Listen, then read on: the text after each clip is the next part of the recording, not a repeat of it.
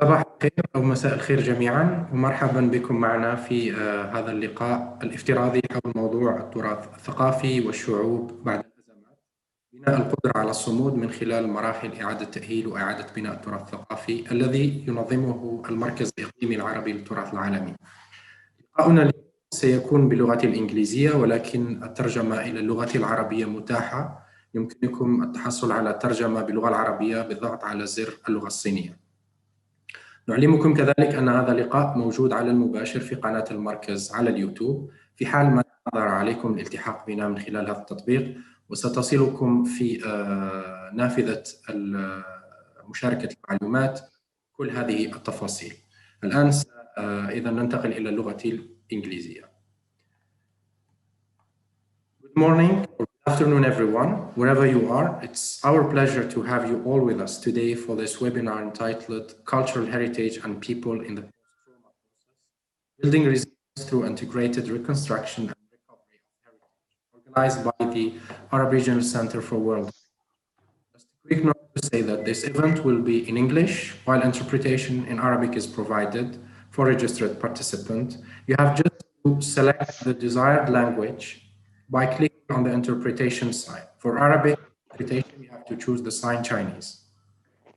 The webinar is also transmitted through our YouTube channel, and recording will be available on the same channel after we finish.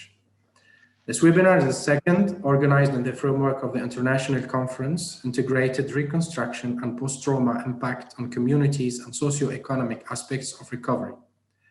It was supposed to happen last year in April, but due to the current travel constraints and the global pandemic, the situation, it was postponed to this year.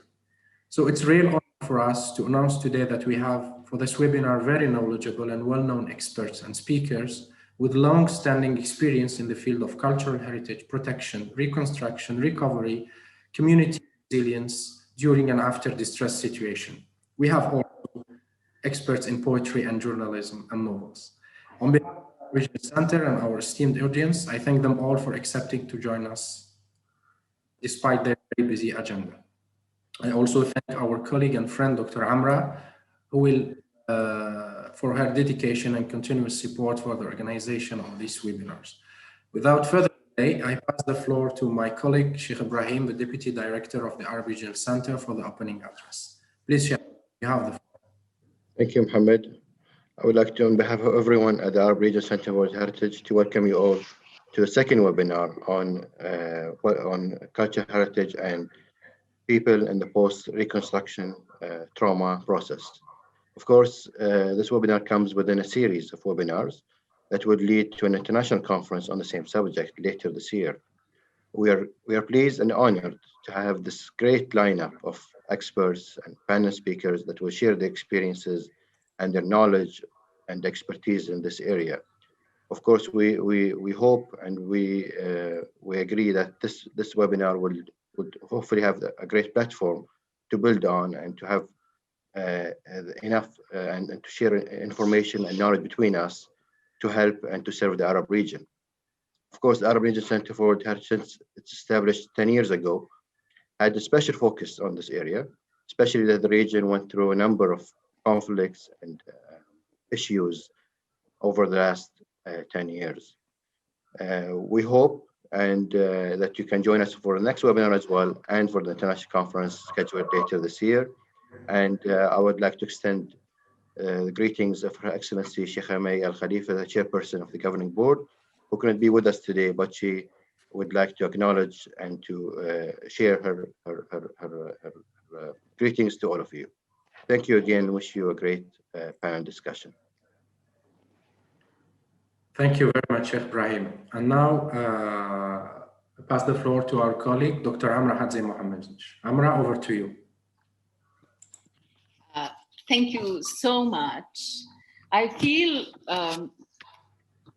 extremely thrilled to be today with you, dear colleagues, and I would like to greet all of you who are with us today online, either on Zoom platform or YouTube channel.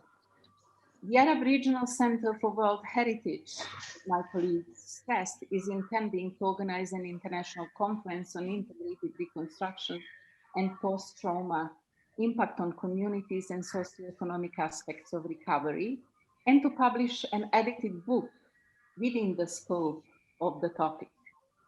I'm Amra Haji Muhammedovic, and it's my great pleasure to advise the Center on all components of this important venture and to have opportunity working with a dream team together with Dr. Shadia Toukan, a former director of the center, Sheikh Ibrahim El Khalifa, current acting director of the center, my colleagues, Mohammed Zian Buzian, who I am co-moderating this webinar with and closely cooperating on all the activities concerning the project.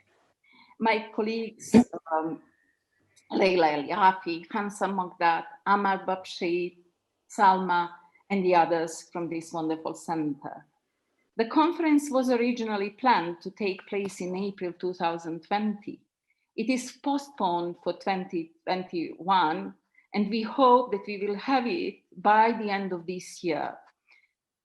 Hopefully as a face-to-face event, but if not like that, then we will be in this flattened virtual world, celebrating the knowledge and trying to transfer the experience, not only to the Arab region where this experience, knowledge and discourse on recovery and reconstruction is probably the most needed at the moment, but globally, because disasters that are never natural, but triggered by different natural or human factors are in fact happening.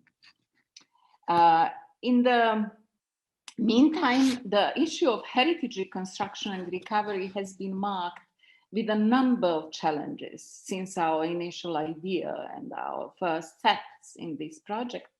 And the major of these challenges are linked with the complexity of the social and economic environment caused by the pandemic and the health protection measures.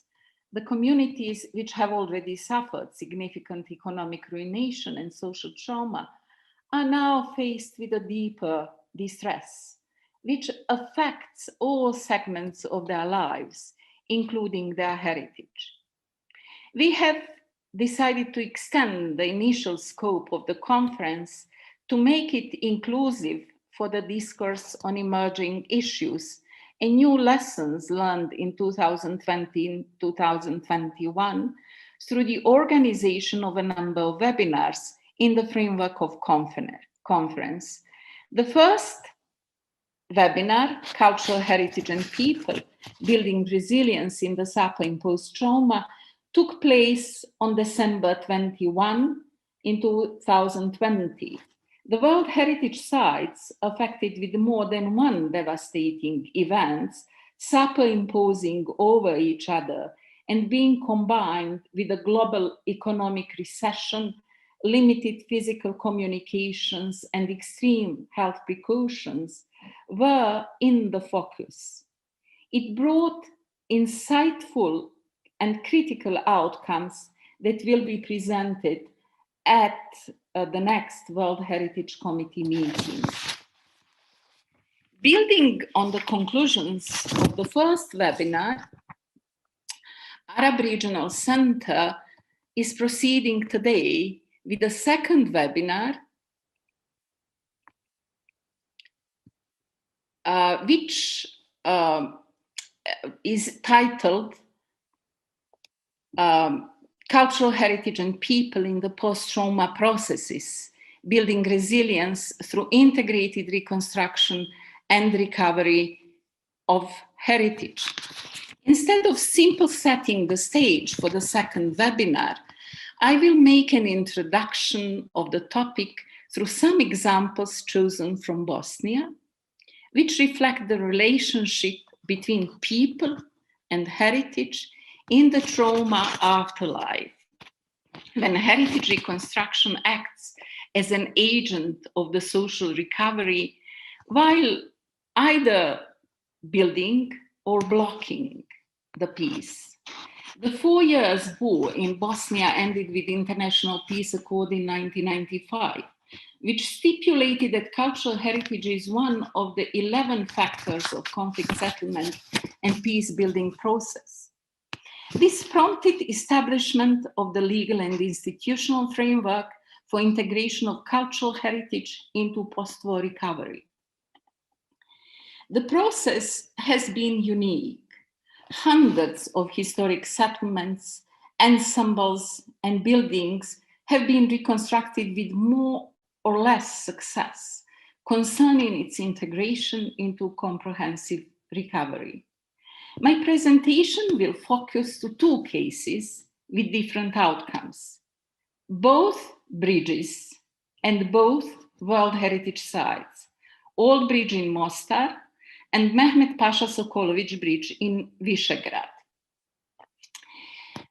To avoid the trap of generalization of each of them, I will just briefly go through the photos of a small number of selected cases, not commenting them due to the time limits, but asking you to focus your attention to the relationship between people and heritage suggested through the photos of the selected examples of heritage reconstruction and recovery after the war in Bosnia.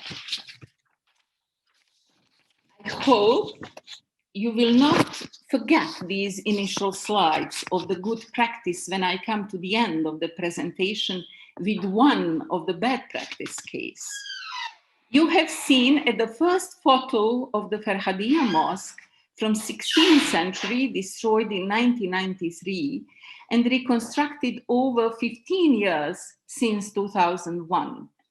This wonderful photo at the screen now, borrowed from the news agency, bears witness to the Roman Catholic bishop attending the first prayer in the reconstructed Farhadiya Mosque together with the Muslim returnees. This is the Orthodox Christian monastery in Zhytomyslichi, destroyed in 1992. Then you can see the encounter of Muslim, Jewish, and Christian leaders with the public officials at the day of its reconstruction started. The monastery is now one of the places where International Summer School Youth and Heritage performs some of its activities. Old Town Pochite, destroyed in 1993. Recovery project took 7 years. And the core looks like now, like this now. Čaršijska Mosque in Stolac is the first case of integrated reconstruction in Bosnia. Children of returnees at the empty site in 2001, and some of them again at the same place within the reconstructed historic core of town in 2017. This is one of the neighborhood in the historic town Stolac. The mosque, hammam, all historic houses, water mill were destroyed. This is how it looks like 20 years after the beginning of recovery. Church of St. John the Baptist is a site of pilgrimage observed by Roman Catholics, but attended by Muslims and Orthodox Christians as well. Ruins of National Library in Sarajevo served as a stage for culture-based urban resilience during the siege of Sarajevo. The reconstructed building is a center of cultural life and tourist attraction today. After the brief exhibition of images, which might stand for 1,000 words, I am coming to my first case, the Old Bridge in Mostar. It was built in 1566 and demolished in 1993.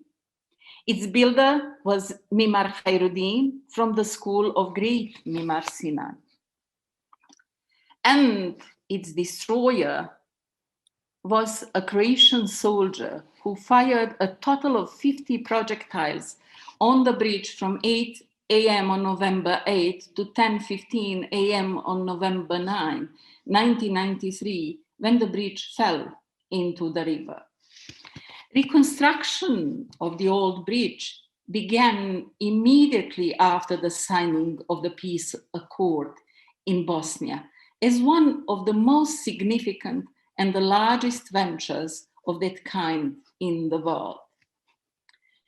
The complexity of the venture was not only reflected in the demanding technical solutions, but also in the need to restore the war-torn, intangible bridges among people while reassembling the stones of the physical structure. UNESCO provided an advisory role, and my dear friend and my teacher, Munir Bushniak, was one of the key persons while providing this role. And the reconstruction work was managed by a World Bank team, which established a local project coordination unit for this purpose. As a part of an extensive reconstruction project, archaeological research was carried out, followed by numerous interventions on buildings and units within the historical, educational and training activities, gatherings, community-focused cultural and academic events during a 5-year rehabilitation program in Mostar, funded additionally by the Aga Khan Trust for Culture, the World Heritage Monuments Fund, IRSICA, and a lot of bilateral donors. Reconstruction of the bridge was completed in 2004, followed by its inscription on the World Heritage List in 2005. World Heritage Committee decided that the unique universal value of the old bridge is contained in its symbolic expression of the destroyed and reestablished cultural heritage, which is an exceptional universal symbol of coexistence of communities with different cultural, ethnic, and religious backgrounds. The committee also stressed that it underlined the boundlessness of humanity's unanimous commitment to peace and strong cooperation in the face of enormous disasters. My second case, the Mehmet Pasha Sokolovic Bridge in Visegrad, is a World Heritage Site since 2007. Mehmet Pasha Sokolovic, the Grand Vizier to 3 16th century sultans and the Bosnian man drafted into the Ottoman army at the age of 18, had commissioned the chief imperial architect Sinan to construct a bridge over Drina River in his homeland. In 1992, Visegrad and the bridge itself became the stage of dramatic history.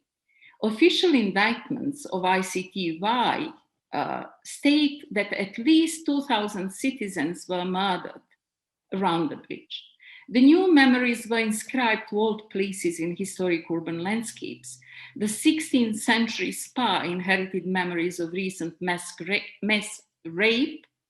The bridge became the shooting polygon. The river became the mass grave. Non-Serbs, 2/3 of all inhabitants, were either killed or expelled. Alec Russell, Financial Times journalist, reports, in 1992, Muslim refugees claimed that scores, if not hundreds of Muslims had been murdered on the bridge in Visegrad, their bodies thrown into the river.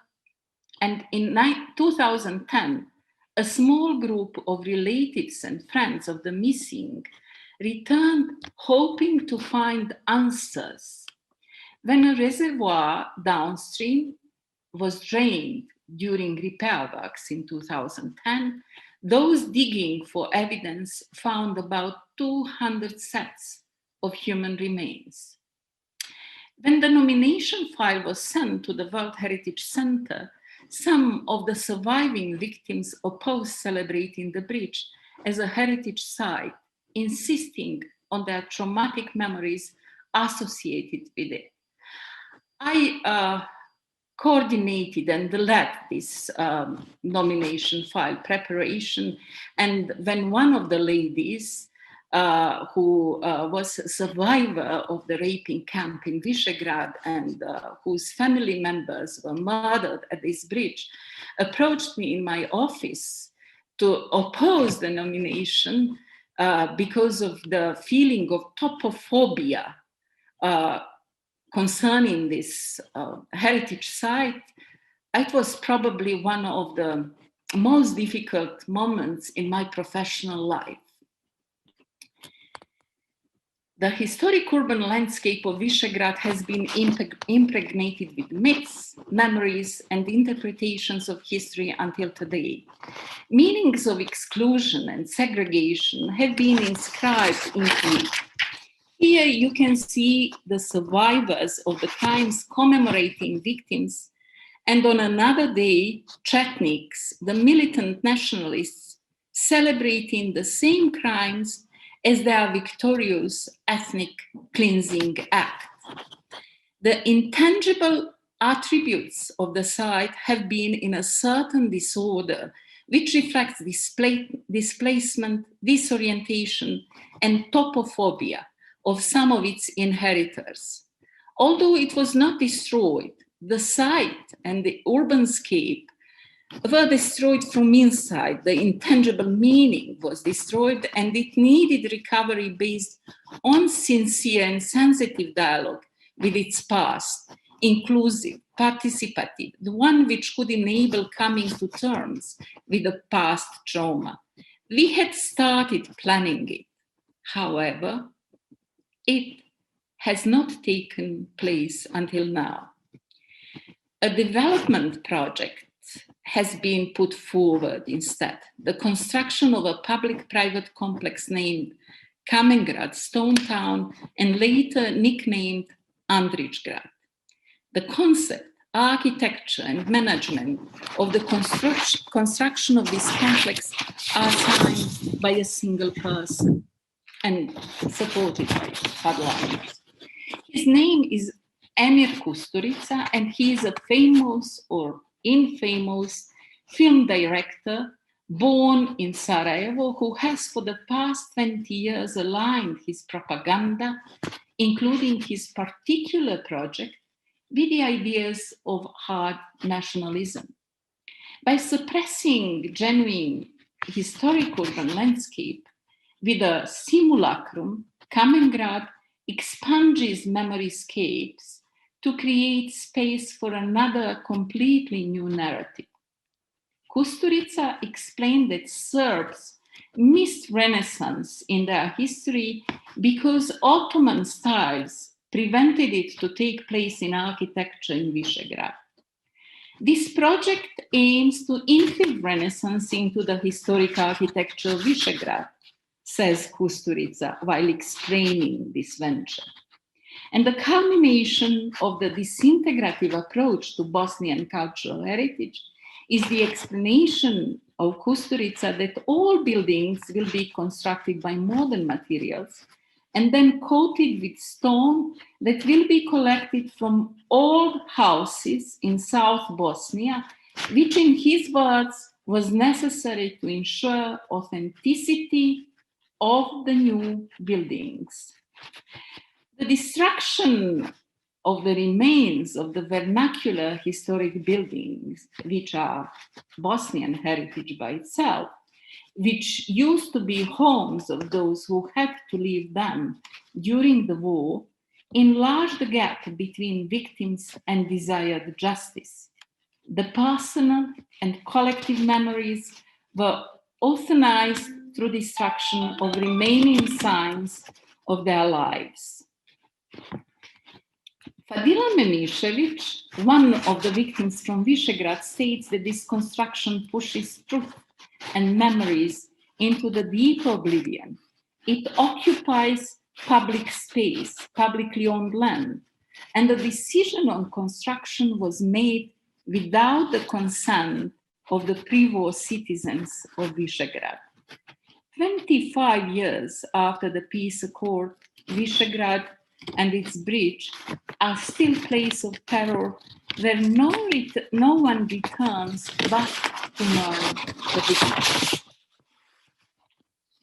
The question that might be raised out of these two examples is one about the dependence of historic landscapes on people situated inside it, forming and reforming them, to borrow O'Keefe's notion of the contemporary landscape identity nexus. Can heritage be preserved if its people are forced to leave their homes through ethnic cleansing or other means of expulsion or migration? Reception of cultural heritage in the trauma afterlife establishes strong connection with the field of human rights. Given that both formula, heritage without people and people without heritage, are oxymoron, I argue that the post-conflict period is not trauma-free. It is a maze of hard conditions which form the trauma afterlife, with persisting tensions in a war-torn society. It should be processed by the society itself, but strongly supported from outside. Well-planned, community-based, never impartial, inclusive, and participative restoration of heritage, which is a long-term process adaptable to different phases of the post-trauma recovery, has a potential to be a process of learning, social and economic recovery, with a healing and reconciling power, as you might be able to see in the examples from Bosnia, which I used at the start of this presentation.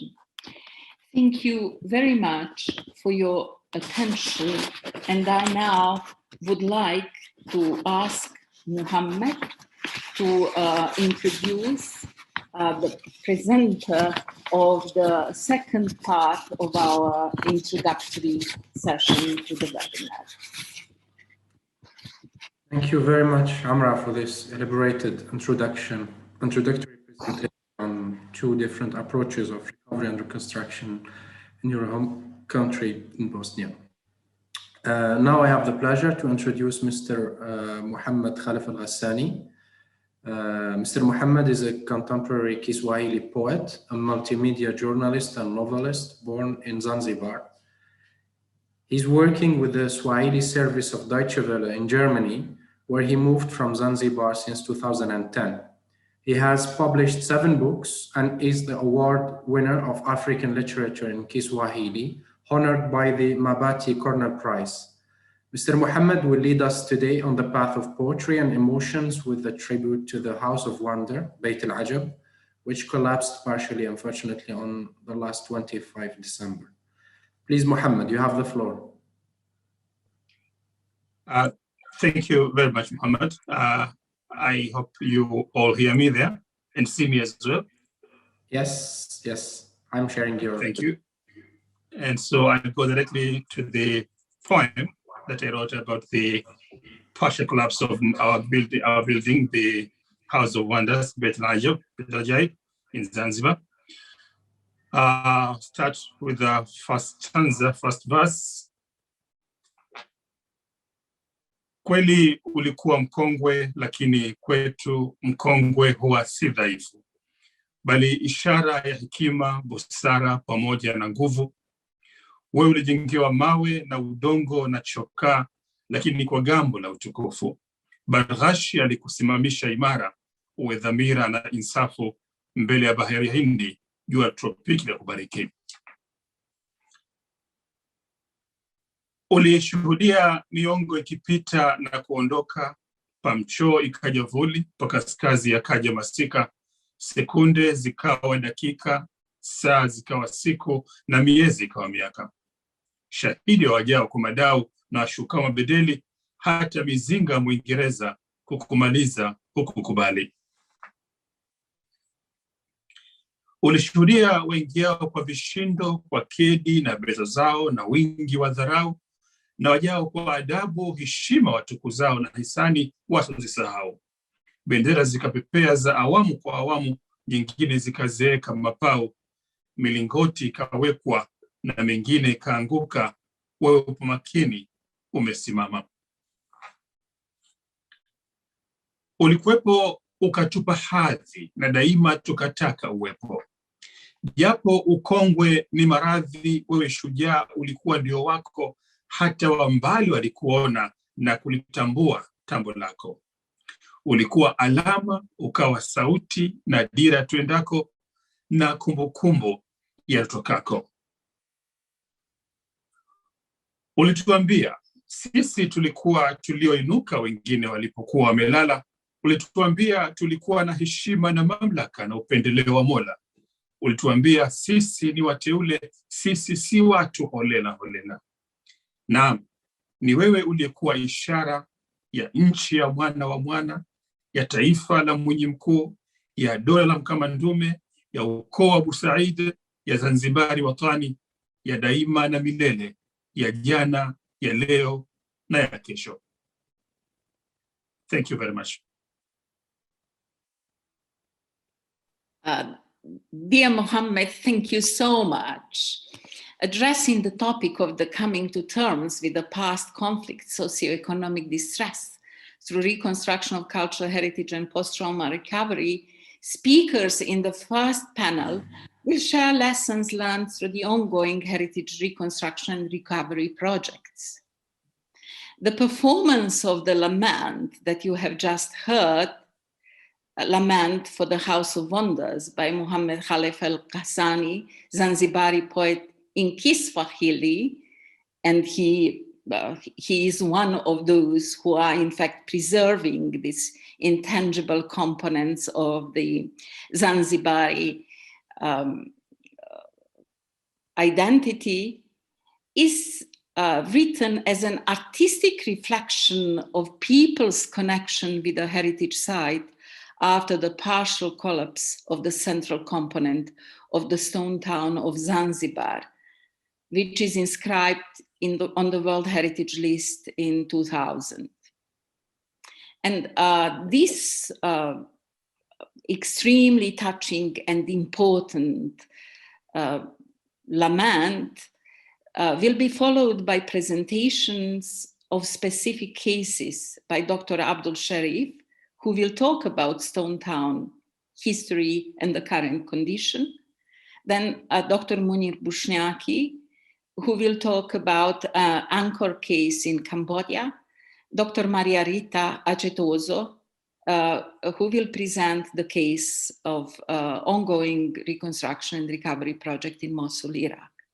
All three cases, each in a different phase of progress, represent examples of international actions concerted with strong local and national commitment to revive community through reconstruction and heritage recovery. I would like to ask Mohammed to introduce our first speaker in the first panel, Professor Abdul Sharif. Thank you very much, Hamra, and thank you, Mohammed, for this very inspiring poetry. I just take the opportunity of being at the start to remind our attendees and participants to not hesitate to start writing us their questions in the chat box, questions that could be addressed to the specific speaker or to all of the panelists. So our following intervention is from Dr. Abdul Sharif. Dr. Abdul Sharif is a Zanzibari scholar who obtained his degrees in geography and history from the University of California in the United States, and his PhD from the School of Oriental and African Studies, University of London. He was professor of history at the University of Dar es Salaam, assistant editor of Khalij Times in Dubai, principal curator of Zanzibar museums, including the Museum of Zanzibar and the Swahili Coast. He was executive director of Zanzibar Indian Ocean Research Institute and delegate to the Tanzanian Constituent Assembly in 2014. Before retiring, he published a number of authored or edited books on history and culture of Zanzibar, including an edited volume, History and Conservation of Zanzibar Store Town. Now we will play a video from for the intervention of Mr. Abdul Sharif.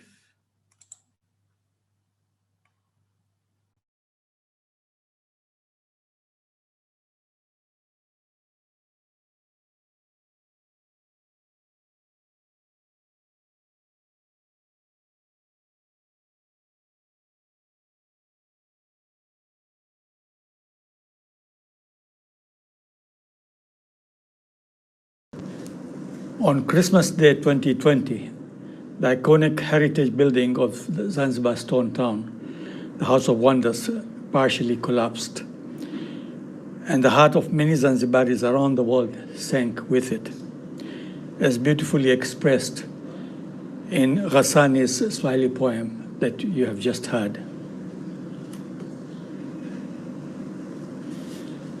However, this was not the collapse merely of one building.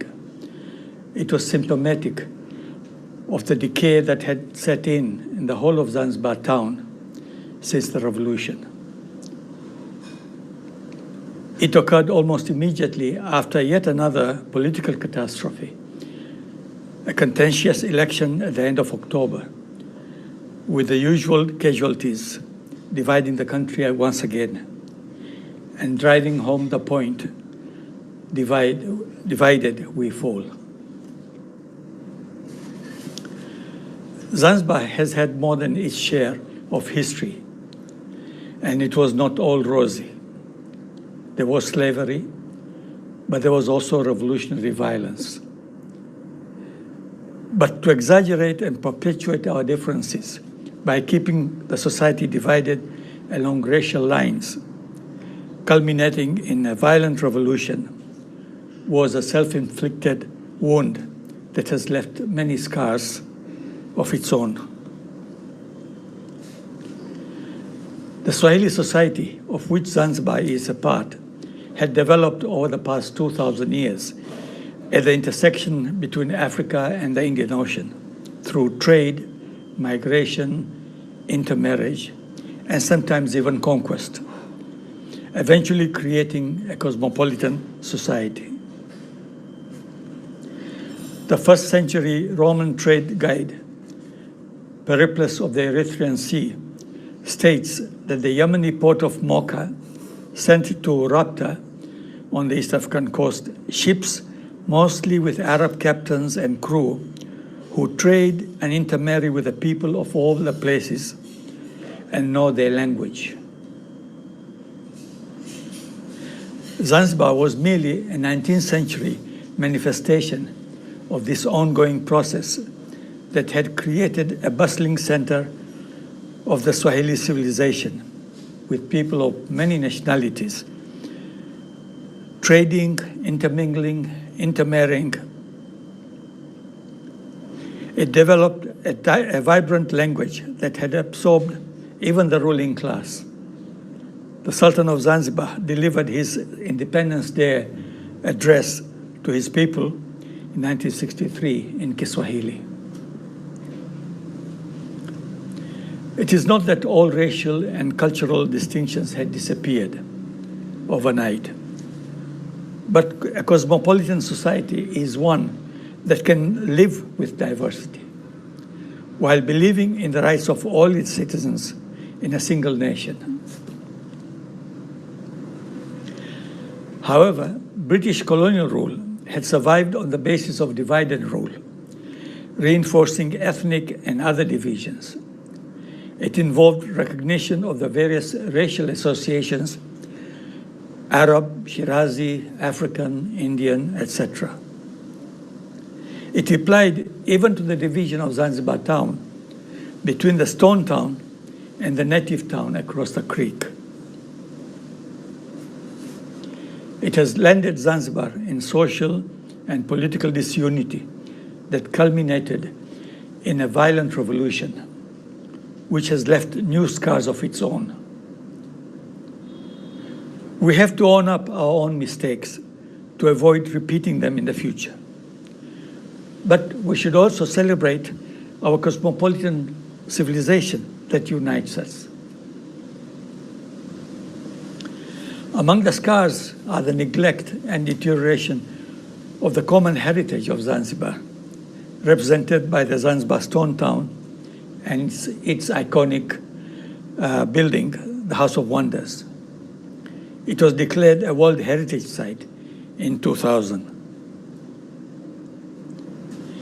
In the case of the House of Wonders, President Salmin Amur had already recognized in 1992 its strategic cultural significance at the National Museum of Zanzibar. The program of setting up the museum began in 2001, but it was cut short by petty politics in 2005, just before the next election. In 2012, the House of Wonders suffered its first partial collapse, followed by another a couple of years later, when the roof of one side of the top floor came down, exposing the stone wall of the building to tropical rain and sun. Visiting Zanzibaris began to describe the Beit al-Ajaib as Beit al-Aib, Palace of Shame. But not much was done on self-help basis to remedy the situation. Lengthy negotiations went on for years before a donor agreed to commit $6 million to rehabilitate it before the calamity on Christmas Day last year. While the government spent billions of shillings before the last election to install CCTV all over the town, it would not put up the funds to conserve the House of Wonders, or the collapsing houses in Zanzibar town, nor the collapsed street lighting or water system. One must wonder about our priorities. That is the challenge facing Zanzibaris. They had declared in 2010 by a 2/3 majority that they wanted reconciliation and government of national unity. Will they rise to the occasion, or will they continue to bicker over the rainbow colors of our skins, or the deliberate misreading and misrepresentation of our history and culture? Thank you. Thank you very much, Professor Sharif. You leave us with a lot of questions, not only concerning what the Zanzibari community and people will work, but also what is the responsibility of each of us and of international community. So I hope that these questions will soon find solutions. I would like to invite my colleague Mohammed to introduce our next speaker, Dr. Munir Bushniak. Thank you very much, Amran. Thank you, Professor Abdul Sharif. Our second speaker is a dear friend and colleague who contributed to the establishment of the Aboriginal Center under the chairmanship of Excellency Sheikh Mohammed Khalifa, and was his director for more than 4 years. Dr. Munir Bushniak is advisor to the UNESCO Director General and to the ICRAM Director General. He was elected Director General of ICRAM between 2005 and 2011, which was following his long career at UNESCO, where he had been Assistant Director General for Culture, Director of the Division of Cultural Heritage, and Director of the World Heritage Center. He contributed to the establishment of the Arbitration Center, as I mentioned, in Bahrain, and he was his director between 2013 and 2017. Before joining UNESCO, he was also serving as the director of the Antiquities and Museums and Historic Monuments in Algeria. He holds PhD in Archaeology and Ancient History from Aix-en-Provence University in France. He has been also a long-standing member of an international coordination mechanism for the assistance provided by different countries and organizations for the safeguarding and development of the historic site of Angkor. Dr. Munir published a number of books and articles, including his book, Mutilated Heritage, in 2017. Please, see, Munir, you have the floor. Thank you. Thank you so much, Mohammed, and thanks to Amra and all the colleagues present in this second webinar. It is a great pleasure, a great honor for me to be present, to listen to very important presentations and certainly also interesting discussions. The topic I have chosen in cooperation with Amra and also my colleagues at the center, Sheikh Ibrahim and Mohammed, is to speak about another situation in Southeast Asia. So we are very far from the Arab region, but it is important to also have like the presentation now done about Zanzibar to see what are the situations concerning heritage and the people in the post-trauma situation, and how through interest and commitment for cultural heritage, we can build the resilience for the population and the well-being of this population with their own cultural heritage. So I choose the topic of Angkor. Why? Because when I was at Unesco in the period between 1982 up to my retirement in 2005, one of the major topic which was addressed to UNESCO was the question of the end of the war in Cambodia and the immediate reaction by the politicians at that time to consider Angkor, not only Angkor Wat, which is one temple, but Angkor as a priority for the people of Cambodia. And as I saw in one of my colleague, Keiko Miura, who was working with me at UNESCO, she wrote in her thesis, in 1989, when the national reconciliation of warring parties of Cambodia was in sight, an appeal was made to the international community to assist Cambodia to protect Angkor monuments, but was not directly intended to have Angkor inscribed on the World Heritage List. It was the appeal done by the then Prince Norodom Sihanouk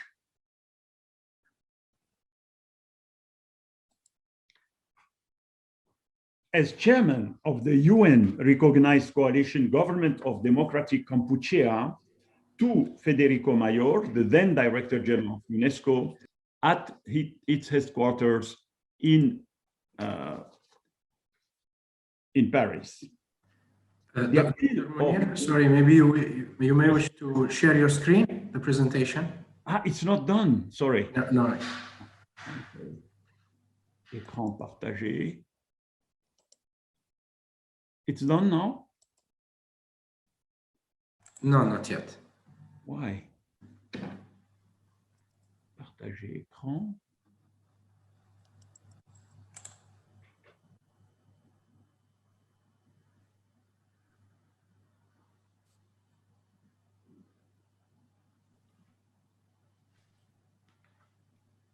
Is it done now? No.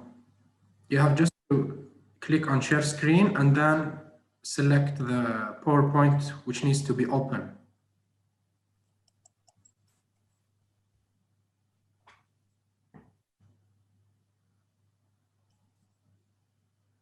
It's done now?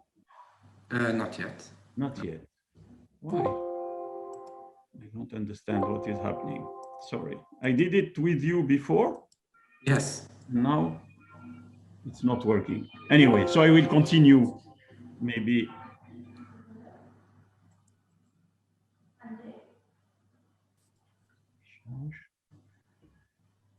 Sorry, I don't want to lose your time because something happened.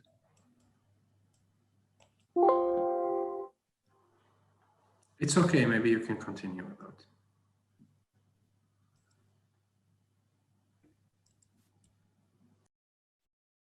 It's really bad.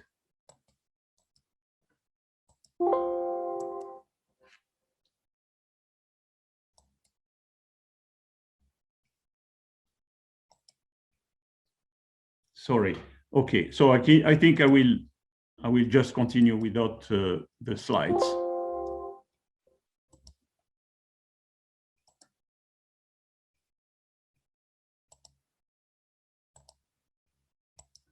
Okay, so I continue without the slides. I'm really sorry. So I was explaining that Prince Norodom Sihanouk, as chairman of the UN-recognized coalition of the Democratic Kampuchea, came to see the Director General of UNESCO, Federico Mayor, in Paris. His appeal is considered as the real launching of what was and is still considered as the largest UNESCO project for the safeguarding of cultural heritage in the world, following the international campaign for saving Abu Simbel and Philae in the 1960s. His appeal was the following, I quote, "I am truly delighted and very honored to have been invited to address this remarkable gathering of experts on Angkor, and I would like at the outset to express my heartfelt thanks to His Excellency Don Federico Mayor, Director General of UNESCO, for extending me such an invitation. The Supreme National Council of Cambodia is profoundly grateful of all the efforts you, ladies and gentlemen, have undertaken to save the monuments of Angkor, Angkor Wat in particular, which are the heritage of the Cambodian people, but also the patrimony of humanity. This appeal for Angkor was launched on the 21st September 1991, and it had a great impact at both the United Nations and UNESCO.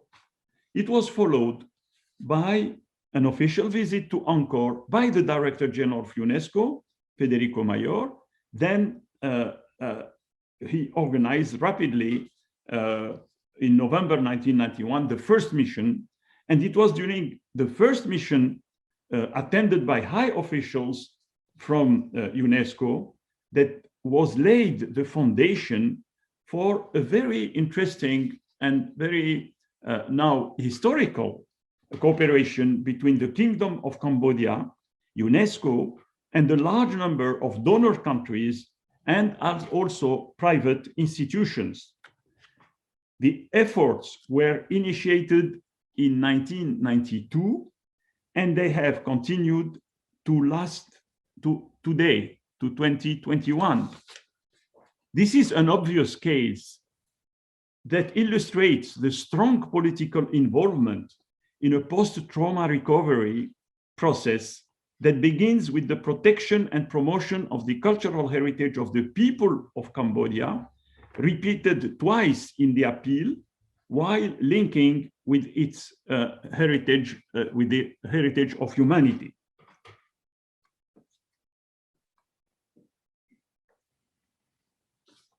In December 1992, Angkor was inscribed as a World Heritage Site, listed under the criteria 1, 2, 3, and 4 during the session of the World Heritage Committee meeting in Santa Fe in the United States. I think it's important at this juncture to say that I was present in 1992 in Santa Fe, and we had a real problem, and I hope my colleague from ICOMOS is listening to this point, because we arrived to Santa Fe with a negative evaluation by ICOMOS about Angkor.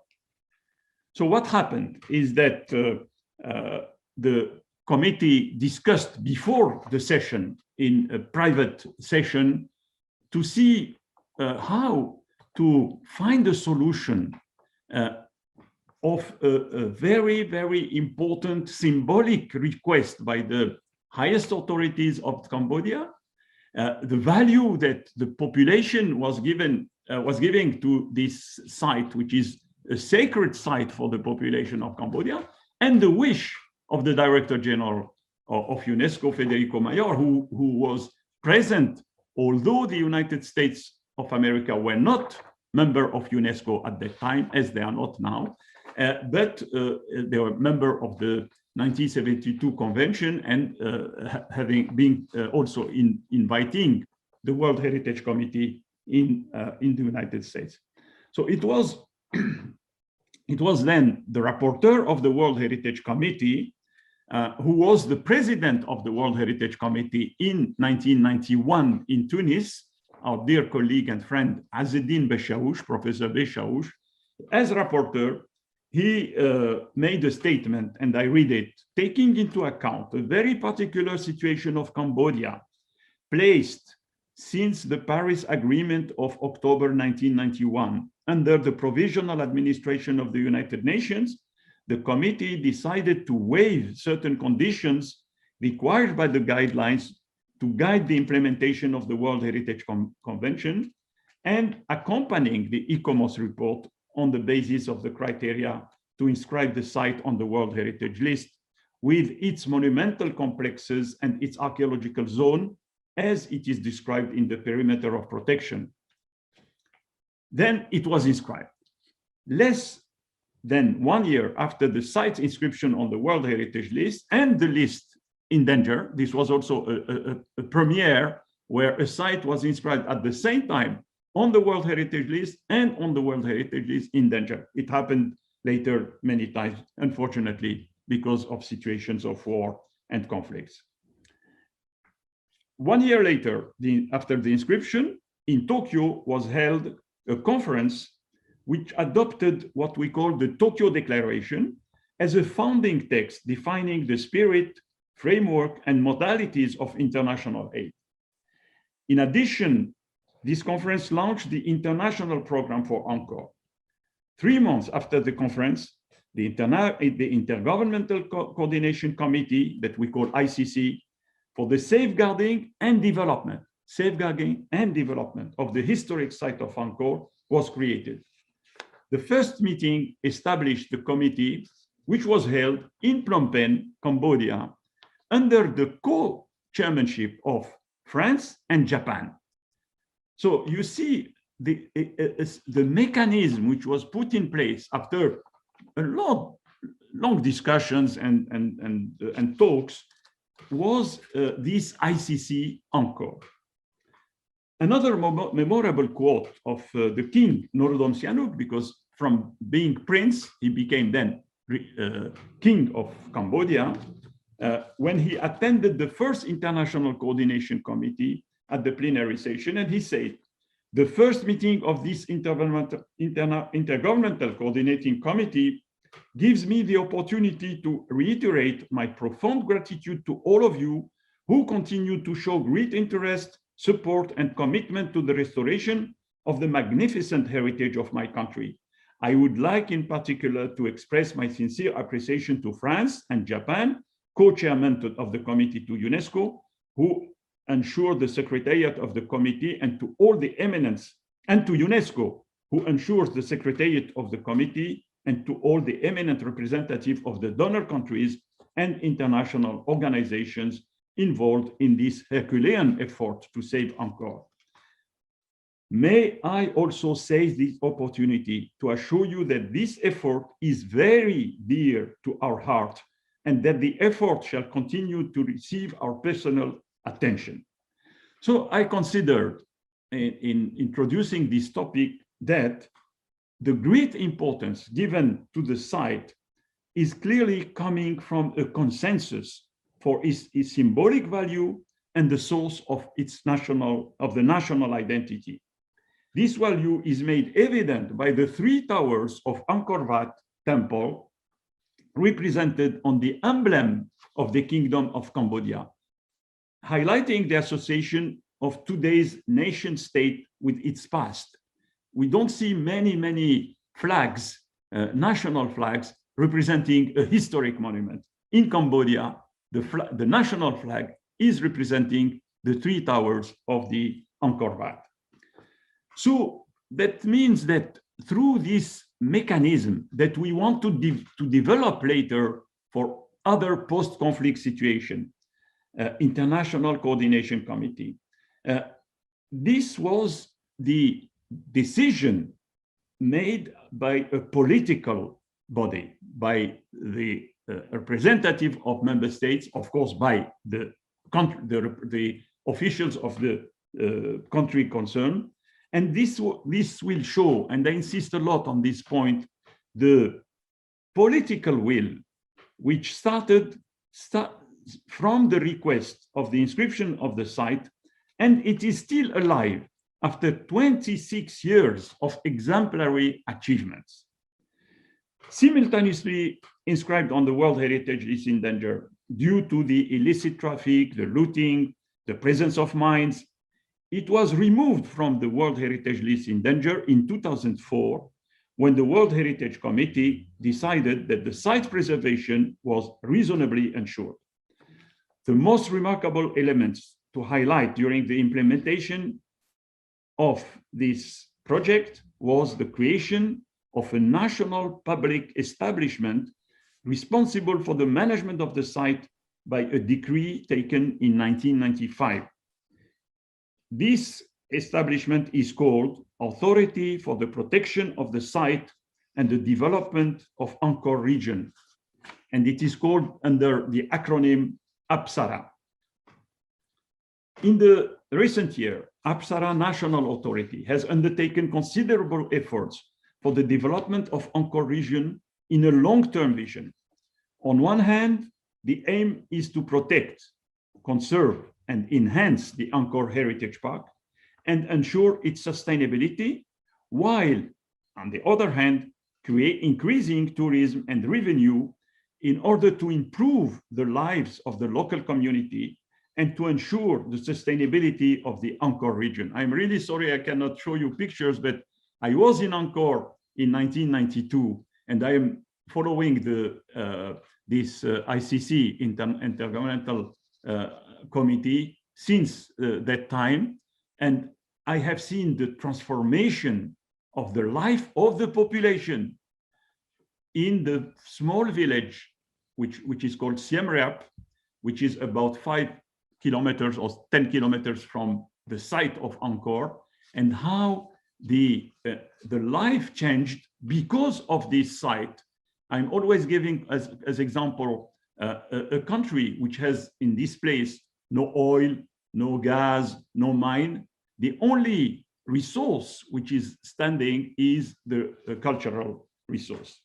And this is why in 2013, the Cambodian government invited the World Heritage Committee to take place in Phnom Penh, and all the participants were able to see this very, very important transformation of the life of the populations, thanks to the work which is done by the different partners who are establishing their workshops on the different temples. You have the temple where the Japan Waseda University is working. Another temple is Japan Sophia University. You have the Ministry of Culture of France with the Bafon. You have the Takeo Temple with the Chinese, etc. I mean, the Indonesians, the Germans, the Italians, many countries participating to the rehabilitation. And this is why Mrs. Bokova said, when she was Director General, that Angkor has become a laboratory spurred by the relationship between culture and sustainable development, by then evidencing the potential of sustainable tourism of handicrafts and the full mobilization of the local communities towards the harmony and construction of the whole society. Other World Heritage sites throughout the world have taken inspiration from the experiments carried out in Angkor, and UNESCO, using Angkor as an example, has been advocating the recognition of culture as a booster for sustainable development.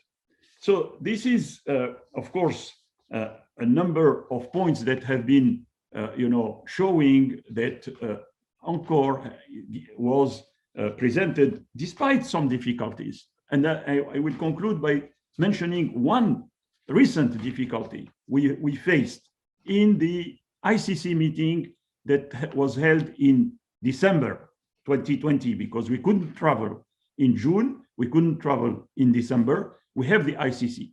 During the ICC of December 2020, there was a presentation by a private company to an attraction park, showing that this park, which should be developed near the site of Angkor, will bring thousands of jobs for the population and will bring some more resources. We immediately, as member of the, we are constituting a group of, we call it ad hoc experts, we reacted immediately saying that this is not the appropriate project that should be established in the vicinity of Angkor. Immediately after the reaction that we had and the report which was sent to UNESCO on this topic, we had last week another ICC meeting, extraordinary meeting chaired by the Ministry of Culture of Cambodia, Mrs. Sakona, with the two co-chairmen, Ambassador of France, Ambassador of Japan, the presence of the director of the UNESCO office in Phnom Penh and his colleagues, and a number of experts belonging to this unit called Apsara. At this meeting, we were informed that the Prime Minister of Cambodia decided to suspend and not to put this project in the area of Angkor or in the vicinity of this very important archaeological site. Dr. Munir, if I may. Yes, and I finish. Kindly ask you to resume. Thank you. Yes, and this is why I think that this meeting today is very important, because it is showing both the challenges, the difficulties, but also the progress made by preserving and restoring a World Heritage Site, but also continuing permanently to monitor and to follow any development, any new project that could hamper the very good results obtained up to now. Thank you for your attention. Thank you very much, Dr. Munir. And this presentation really pointed to several extremely important issues that can be also translated to the other case studies, the inscription to the World Heritage List, even when all the sort of preconditions are not fully satisfied by the, for the site which belongs to traumatized communities, sometimes can launch or start the healing and recovery process. And if it is correctly channeled and led and managed, it can really contribute to the sustainability of the peace and sustainability of development. However, the political will of the local authorities is of the crucial importance. And thank you very much. Now I invite Mohammed to introduce our last speaker at this morning panel, Maria Rita Acetoso. And I would also like to tell you that you are welcome to write your questions in the question and answers, through the question and answers option, or through the chat.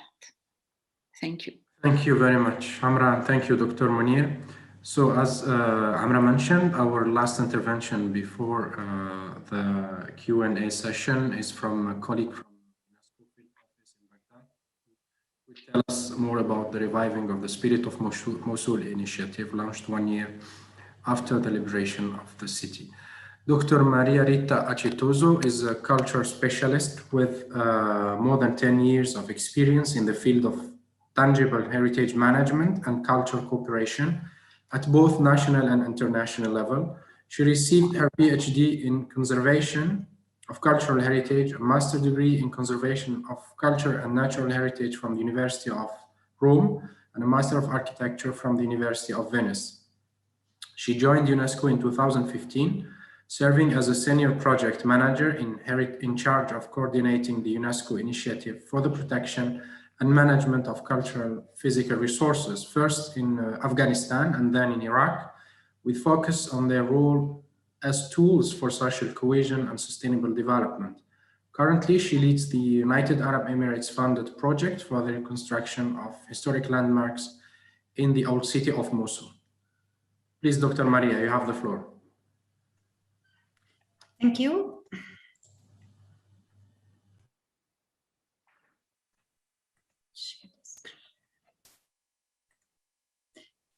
Can everybody see my screen? Yes, perfectly. Okay, great. So good morning or good afternoon to everybody. I'm presenting a case taken from the ongoing work of UNESCO in the old city of Mosul, Iraq. The old city of Mosul, since its origins, has always been characterized by a multicultural and multi-religious environment. In fact, Mosul means in Arabic, the linking point. Unfortunately, the conflict started in 2014 and it ended in 2017, leaving not only the city physically in ruin, but it also tried to erase this spirit of peacefully coexistence in between different ethnic and religious groups. So to respond to the need of reviving the spirit of the city, the UNESCO Director General, Mrs. Audrey Azoulay, launched in February 2018 the initiative Revive the Spirit of Mosul.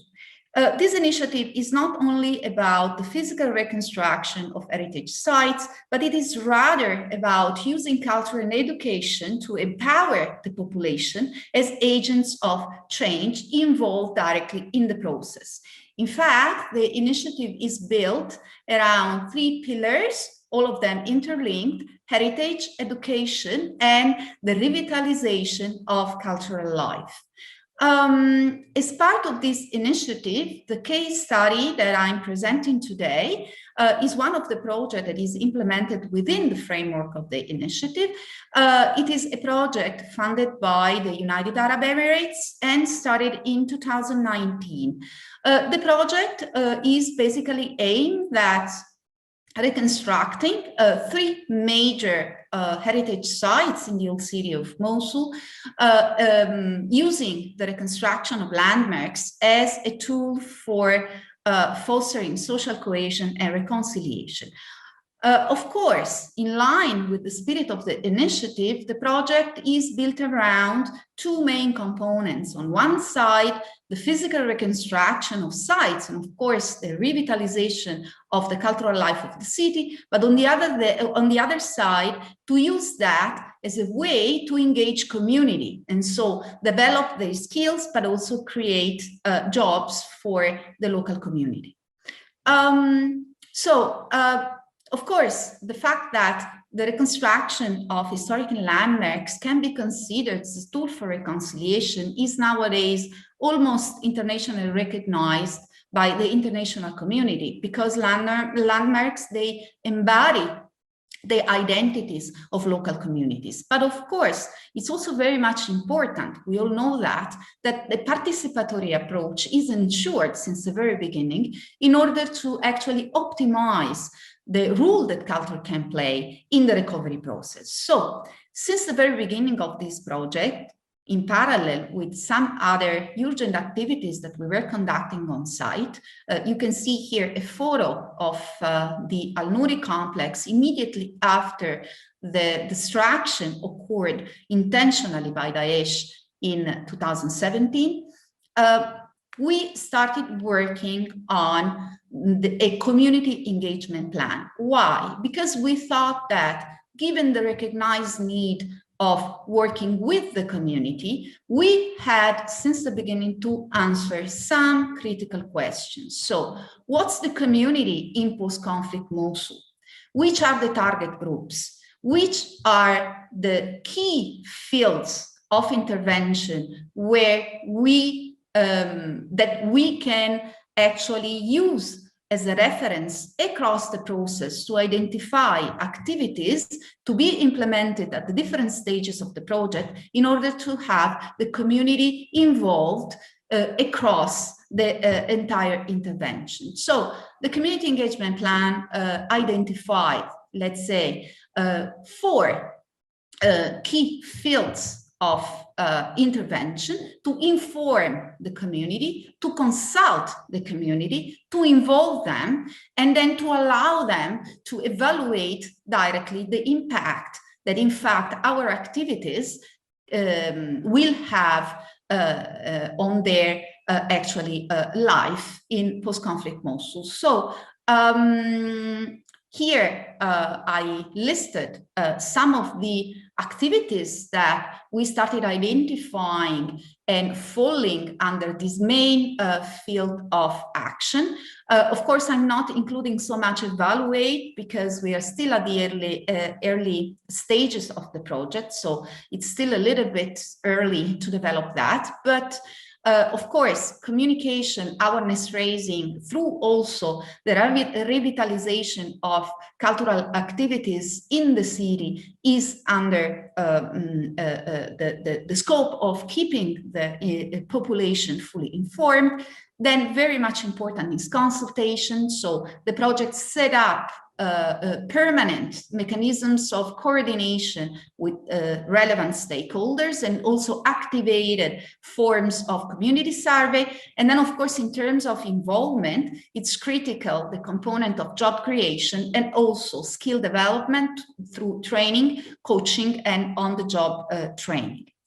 I will focus the presentation on 2 aspects now, so job creation and consultation. So here you can see the level of distraction occurred in the Al Nouri complex. I will just say that the Al Nouri complex has always been considered as a very iconic site for the Moslavi community. The site dates back to the end of the 12th century, and it was, of course, used by the Daesh to make a proclamation that the Islamic State had started, and then it was blown up intentionally immediately before the liberation in 2017. You can see that the level of damage on the left, there is the prayer hall before destruction in 2017 and after the destruction, and on the other side, the Al-Hatba minaret before the 2017 destruction and after the disaster occurred. So you can see from the level of distraction and also considering the importance that this site has always been having for the local community, we thought that activating beforehand the thorough process of consultation on the reconstruction options for these iconic landmarks was critical for the success and the impact of the overall support that UNESCO is providing to rebuild the heritage, the cultural heritage in Mosul. So we used, of course, let's say at the level of experts or stakeholders directly involved in the process, we used the project's mechanisms already in place. So we have 2 committees, one acting at the local level, the Joint Technical Committee, which usually gathers on quarterly basis and that gathers local experts and local institutions.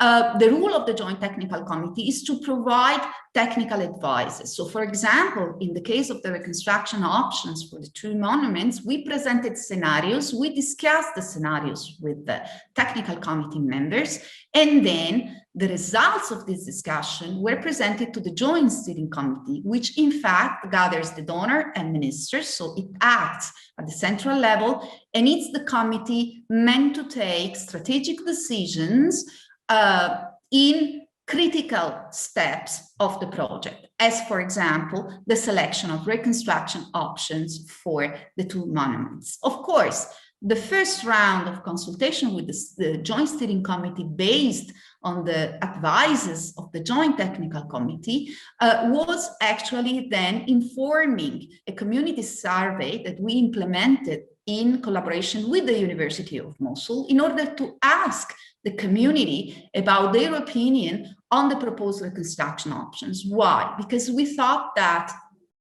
the reconstruction options is at the end what the community will see in terms of rebuilt monument and in one way rebuilt memory. So we thought that, especially in this phase, we had to ensure that the largest segment of the population could be actually reached. So you can see that we conducted an online survey, but also we had enumerators from the University of Mosul reaching displaced people in IDP camps. The results were further presented again in a public event at the university in order to collect again, before finalizing the decision of the Joint Steering Committee. We actually presented the results in a public event and use this occasion as a further occasion of consultation and clarification with the local population. Then the second important component is, of course, creating job opportunities for local professionals, artisans, and workers. And I will give the example very quickly of what we did since the very beginning. So since the first phases of site clearance, the mining, rubble removal, and also temporary stabilization. You can see again the situation of the complex of the Al-Hadba minaret and Al-Nuri prayer hall immediately after the destruction. It was clear that this phase would have been extremely challenging from the technical point of view. So we started asking ourselves, okay, how we are going to implement this challenging phase in a way that we can ensure that any technical issue is properly addressed, but also that we can optimize the involvement of the local professionals and contractors or workers. So what we decided to do was, in fact, to prolong a little bit the implementation time frame, to rely exclusively on local expertise and to have only one very, highly qualified international expert having the role of supervisor of works. That's more or less that's the site after UNESCO intervention. And here you can see our colleagues inventorying and cataloging fragments, because of course it's very much important that also local institutions are involved and are working with us. And that's my last slide, where I'm closing saying that the target of the project, through this implementation strategy, the target of the project is around 1,000 jobs to be created. We have already reached, with additional 3 years ahead, almost 600 so far. So we are hoping to, for sure, overpass the target fixed initially. And of course, I will close saying that having the local directly involved in the reconstruction process with a limited number of highly qualified experts deployed means creating continuous on-the-job and coaching training opportunities, which I think is key to ensure the sustainability of the overall process. Thank you very much.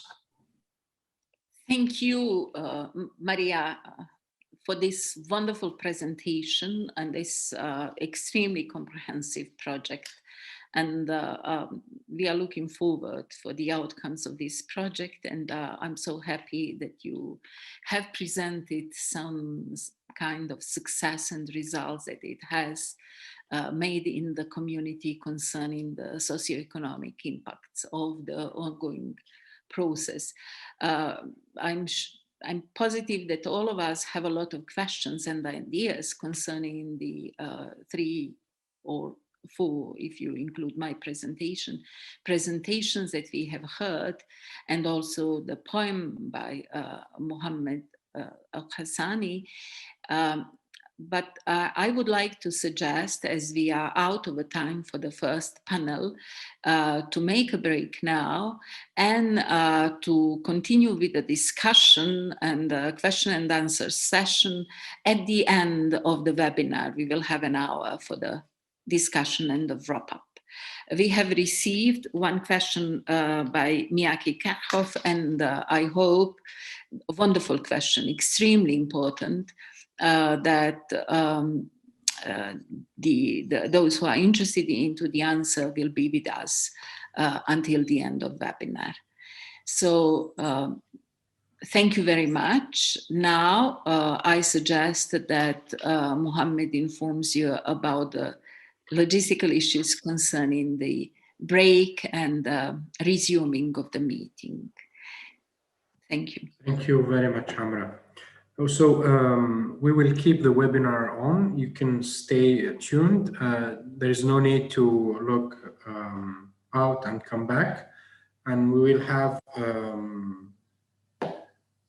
1 hour break.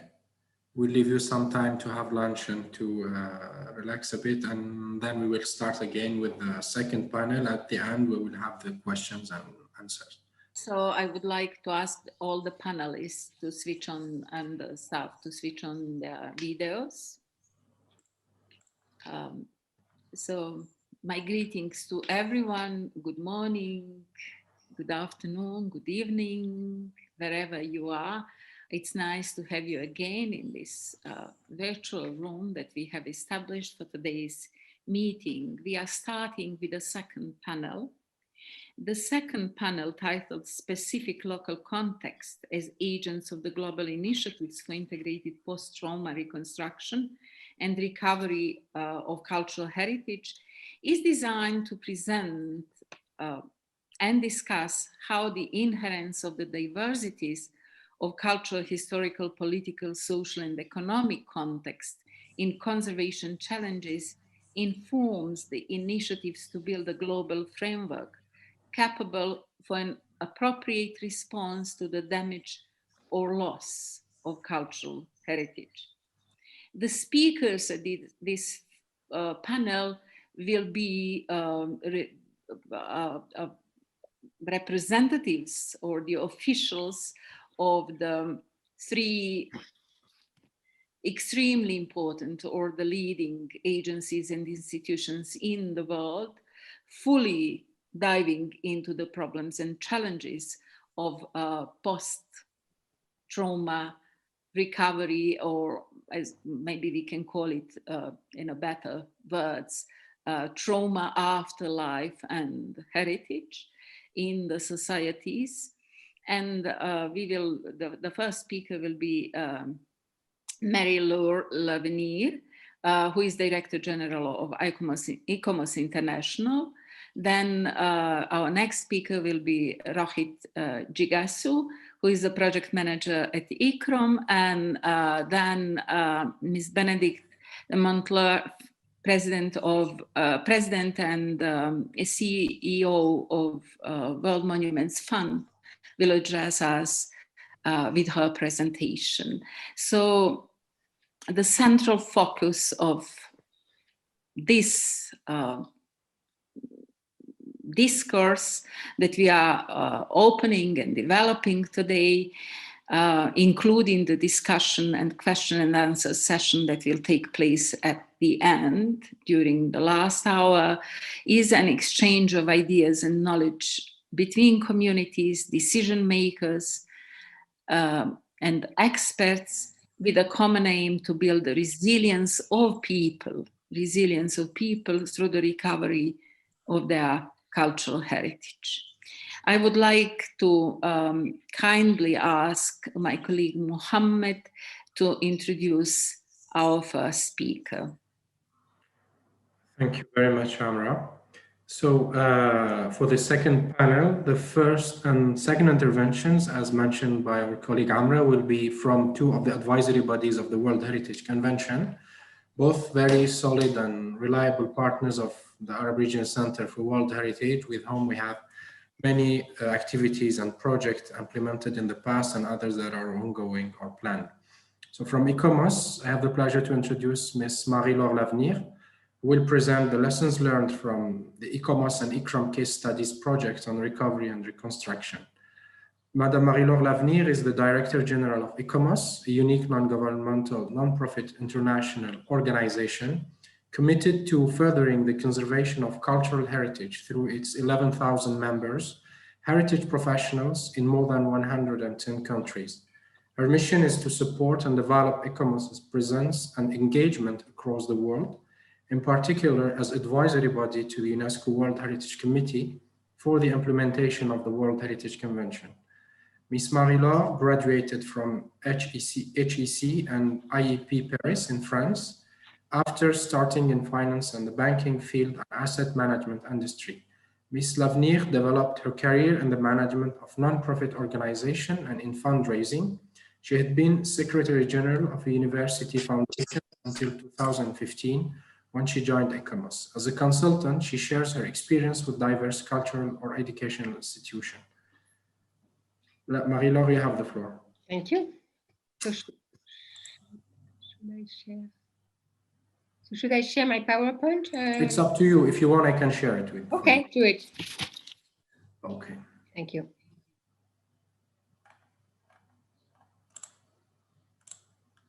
Just let me know when I have to scroll down the slides. Yes, okay. Yes, I first want to thank the Arab Regional Center for World Heritage to give me the opportunity to present to you today the ICOMOS ICRAM analysis of case studies in recovery and reconstruction.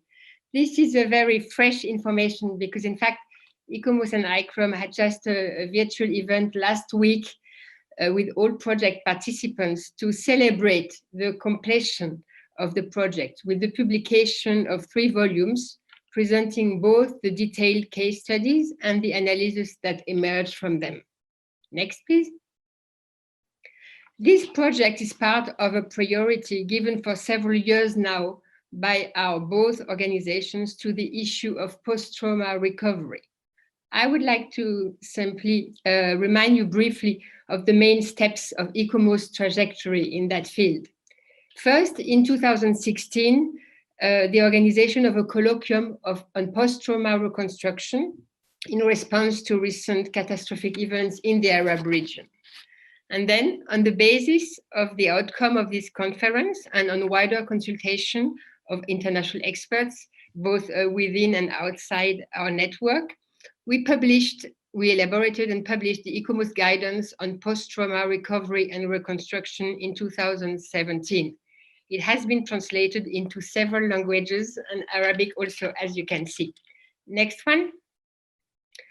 But it is more specifically the decision of the World Heritage Committee of July 2018, inviting the advisory bodies to undertake case studies, which has been the driver of this joint project. The first step consisted in developing a relevant and structured analytical framework for documenting and comparing case studies.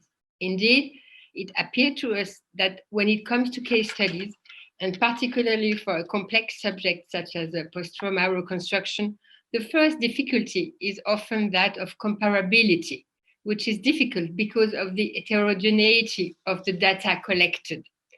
This is why, and this is how the matrix was born, as a tool designed for providing a consistent basis for comparison and for structuring complex information. Next one. As ICRAM had also been working a lot on reconstruction and recovery in recent years, it became clear to both of us that we should join forces and jointly undertake this work of analyzing case studies. The project was launched in January 2019, so roughly 2 years ago. 12 authors of our group of authors were commissioned in total, selected in such a way as to ensure a sufficient diversity in terms of geographical and cultural coverage.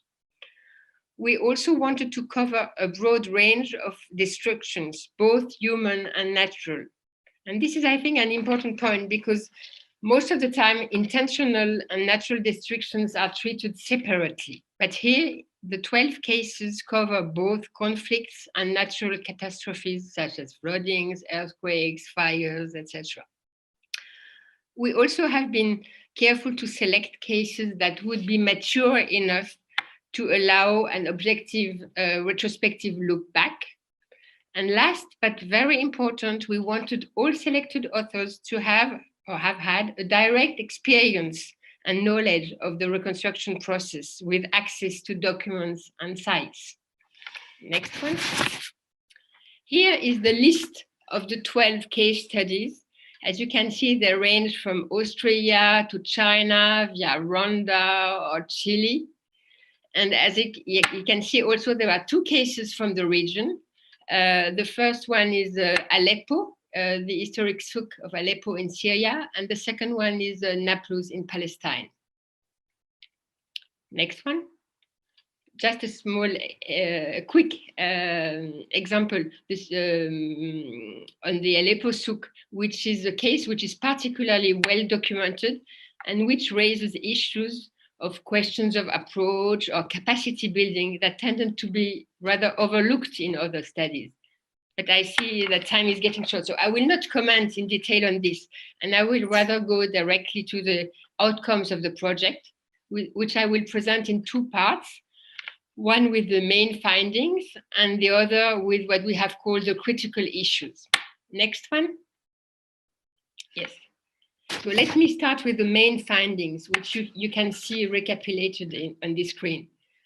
The first relates to capacity building, as many case studies suggest that capacity building is rarely an explicit priority in the recovery of social life and local economies.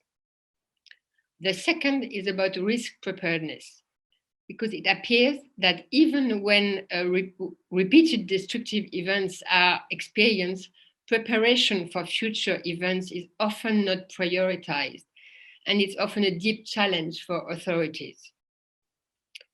The third one, and this is interesting in the perspective of this conference, which focuses on people and on resilience, all case studies provide huge evidence of the critical importance of local population and of the key role that governance structures and policy instruments play in allowing such engagement. But they also demonstrate that documenting such engagement is not always a priority in how recovery actions are described.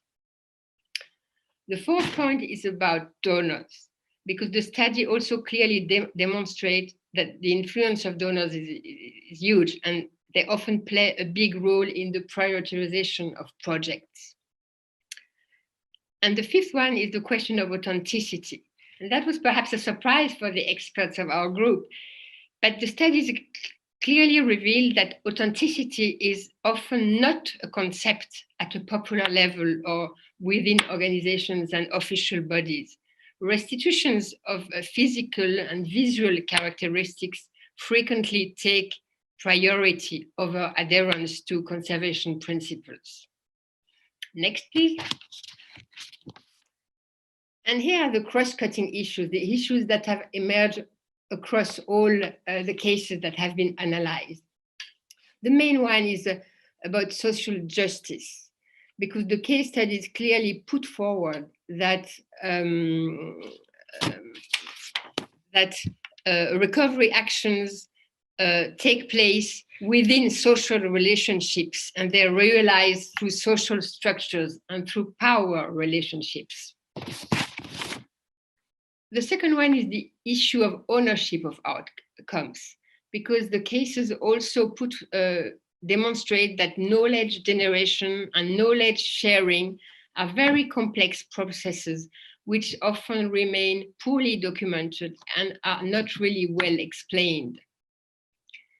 There is also the issue of sustainability. Recovery processes can generate new relationships between sectors in society. And most studies raise questions about the sustainability of measures and of relationships, and questions about lasting impacts. And then last, the issue of authenticity versus resilience, because most studies highlight also the complexity of this issue, and they show how new post-trauma regulations and standards, which have been introduced to improve resiliency, frequently challenge existing or traditional constructions. Next, please. So I have to recapitulate the main conclusions of this work, but it has been very comforting last week at our meeting with participants to see that all experts were really willing to take this forward. So we really hope that it's not the end. And we have two immediate steps planned for 2021. In the immediate, we envisage to revise the guidance on post-trauma recovery and reconstruction of World Heritage Sites, the one that was published in 2017, on the basis of the lessons learned, and also on the basis of the new documents that have been produced since 2017. And also the step would be the improvement of the matrix, because experience suggests that it should be developed further with clarifications of some components of the matrix. Next, please. Yeah, okay, this is the last one. On my presentation, you would have the link on the ICOMOS website to download the publication, because I just added it this morning because it was put online this morning. But so you know, it's available on ICOMOS and ICROM websites from now on. Well, thank you very much for your attention. Thank you very much, Mary-Laure, for this wonderful summary of the extremely complex and long-lasting project. I have been very lucky to be a member of the expert group working on the project, and also one of the editors of the publications that I hope will have successful life and that will contribute to better understanding and probably to easier facing the challenges of recovery and reconstruction in traumatized societies. This project will probably bring a lot of issues and questions that we expect from the audience. All the questions can be sent via chat. So we are expecting your comments, your questions. Now I would like to kindly ask Mohammed to introduce our next speaker, my colleague, Dr. Rohit Jigasu from ICROM. Thank you, Amra. Thanks for Mary-Laure's intervention. So our following speaker is from another advisory body and strong partner of the Arab Regional Center. We'll discuss ICROM's initiative for building resilience through post-trauma reconstruction and recovery of cultural heritage. Dr. Rohit Jigasu is a conservation architect and risk management professional from India, currently working at ICROM as project manager on urban heritage, climate change, and disaster risk management. Dr. Rohit served as UNESCO chairholder professor at the Institute for Disaster Mitigation of Urban Cultural Heritage at Ritsumeikan University, Kyoto in Japan, where he was instrumental in developing and teaching international training course on disaster risk management of cultural heritage. He was elected president of ICOMOS India from 2014 to 2018 and president of ICOMOS International Scientific Committee on Risk Preparedness, ICORP. Mr. Rohit served as the elected member of the executive committee of ICOMOS since 2011 and was its vice president from between 2017 and 2020. Before joining ICROM, Dr. Rohit has been working with several national and international organizations, including UNESCO, UNICDR, Getty Conservation Institute, and the World Bank for consultancy, research, and training on disaster risk management of cultural heritage. Please, Rohit, you have the floor. You want me to share your presentation, or it's fine? No, I can share it. Okay. Thank you, Mohammed. Thank you very much for your generous introduction. So I'll just share my screen. And first of all, thank my dear friend Amra and also the World Heritage Institute for really inviting me for making this presentation. So let me just share my full screen. I hope that's working now. Okay, Yeah. so, all right, thanks. So predominant perspective on the recovery of cultural heritage have undergone a remarkable shift over time. The 1964 Venice Charter was predominantly concerned with the destruction as well as the decay of monuments. Accordingly, reconstruction of heritage buildings and sites were considered justifiable only in exceptional circumstances and only on the basis of complete and detailed documentation and to no extent on conjecture. Obviously, retaining material authenticity was the key determining factor in heritage protection discourse, and reconstruction was therefore considered only in the context of restoration. Due to increasing destruction of cultural heritage due to disasters and armed conflicts over recent decades, there has been a shift in the attitude towards reconstruction. This shift is also supported by broadened recognition of intangible attributes with the inclusion of spirit as another dimension of authenticity, as advocated very strongly in the 1994 NARA document on authenticity. ICROM, the intergovernmental organization, which is also the advisory body to World Heritage, has identified disaster and risk management as one of the key programmatic areas. Consequently, this was included as part of ICROM's Strategic Direction 1, which is on protecting cultural heritage in times of crisis, promoting effective disaster risk management strategies. Therefore, disaster risk management has been essential component of various programs and activities of ICROM. My presentation will briefly enumerate on ICROM's experience with two post-disaster recovery initiatives, the first in Nepal following 2015 earthquake, and the recent one, which has actually just been kick-started in Mosul, Iraq, following the armed conflict during 2014 to 2017. So let's first talk about the recovery of cultural heritage initiative launched by ICROM in Nepal following 2015 earthquakes. ICROM was called upon to provide practical field guidance on emergency response and recovery of cultural heritage following the 2015 Nepal earthquakes through organization of capacity building initiatives in collaboration with the Department of Archaeology and other local stakeholders. The earthquakes that struck Nepal on 25th April and 12th May 2015, also called Gorkha earthquake, had devastating impact on Nepal, causing massive damage to the buildings, infrastructure, and loss of lives.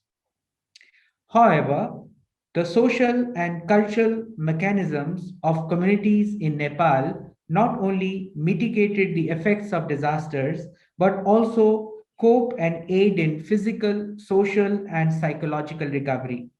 These mechanisms are embodied in mutual support systems that are determined by traditional relationships. These prove crucial in post-disaster recovery through collective help and shared labor. These prove also useful in traditional cultural practices as they help in forging community solidarity, which is crucial for recovery afterwards. Take the case of traditional wood craftsmen in the earthquake affected area of Kathmandu, located in the World Heritage Monument zones of the Kathmandu Valley of Nepal. Their traditional roles and responsibility was to cater to the building needs of local community through their skills and got returns for their service in kind, like through food, grains, etc. Besides, social networks at joint family and neighborhood levels also helped communities to provide material and psychological support to cope with the trauma. These mutual support systems have enabled local community to cope with extreme natural hazards such as earthquakes and recovery through proactive collective initiatives. Engaging community for disaster risk management of cultural heritage would also necessitate protection of both tangible and intangible cultural heritage, as these act as the very anchors for social cohesion among communities, thereby increasing their resilience and coping capacity against disasters. Traditional courtyards in the historic towns of Kathmandu and various rituals and practices before and after disasters have bound the communities together and enabled their collective mechanisms for mutual support to reduce disaster risks as well as facilitate recovery process. This aspect was well exemplified after 2015 Nepal earthquakes. Even though community had lost their shelter and livelihoods, they came together to volunteer to save traditional windows from their damaged houses, repair small shrines and community buildings, and restart rituals and festivals such as Machendranath Yatra. In order to achieve effective results, close engagement of local communities is therefore crucial as they contribute effectively towards disaster risk reduction and also assist as volunteers during emergency situations. Communities are also the bearers of indigenous knowledge developed from an advanced understanding of the local environment, which has formed over many generations of habitation. This knowledge originates from within the community, maintaining a non-formal means of dissemination, collectively owned, developed over several generations, and subject to adaptation, embedded in communities' way of life as a means of survival. However, communities are often seen as mere victims of a disaster who need to be cared for and provided with resources for their faster recovery, and their knowledge, skills, and capacities to cope, manage, and adapt to their new environment are often underestimated. Local craftsmen, as mentioned before, are indeed an important part of the community, and their effective participation in post-disaster recovery can ensure that traditional knowledge and skills are utilized and further updated rather than mere transfer of knowledge from outside. That in many cases proves to be culturally and socially incompatible and economically and environmentally unsustainable in the long run. ICROM's experiences in Nepal and other disaster-affected areas in Myanmar, Haiti, and Italy have led towards the development of ICROM's first aid framework that culminated in ICROM's handbook on the subject in 2019. The first aid cultural heritage framework also clearly recognized that first aid actions have to promote recovery and at the same time reduce risks to disasters. And therefore, first aid needs to be seen as inherent part of the disaster risk management cycle, contribute towards enhancing overall resilience to disasters and climate change impacts. And such kind of initiatives have also been managed specifically for World Heritage Sites under World Heritage Leadership Program, where currently ICROM is partnering with IUCN to organize and implement a course on building resilience to heritage sites for Southeast Asia to address the impacts of disasters and climate change. And this is done in collaboration with Simios PAFA based in Bangkok. Now I'm going to come to the next case where ICROM has been involved. The case was earlier presented by Maria Rita from UNESCO Iraq office, but I'm going to just briefly talk about what ICROM has just initiated there. So in the light of confronting the recovery of historic cities such as Mosul, which has been destroyed due to armed conflicts, the overall goal of the recovery of urban cultural heritage in post-conflict and post-disaster situation has gradually shifted to the recovery of society. As a result, the Warsaw Recommendations for World Heritage Recovery and Reconstruction articulated the aim of recovery to be consolidation of peace and security and at restoring or improving economic, physical, social, cultural, and environmental assets, systems, and activities of the affected community or society, aligning with the principles of sustainable development and build back better. An essential part of this process is the recovery of a place heritage, which may include reconstruction. However, following disasters and conflicts, sustainable and resilient recovery of urban heritage is indeed a challenge. Although we may focus on monuments, but how about the recovery to promote cultural diversity and tolerance through consideration of heritage not only belonging to the majority, but to all sections of the community is indeed an essential consideration. ICROM has recently initiated a program in close collaboration with UNESCO Iraq for providing a 2-year capacity building program for professionals and craftspeople to contribute to the recovery of Mosul's old city. The programs aimed at holistic, sustainable, and resilient recovery aims at strengthening the expertise of local young professionals and craftspeople in order to equip them with the required skills for the reconstruction and rehabilitation of the old city, and as a result, ensure long-term livelihood opportunities. The program targets both young professionals from various disciplines such as architecture, engineering, or urban planning, and craftspeople such as masons, carpenters, or stone carvers. Young professionals will be trained on heritage management and conservation, providing them with technical competencies needed to participate in the reconstruction of the city.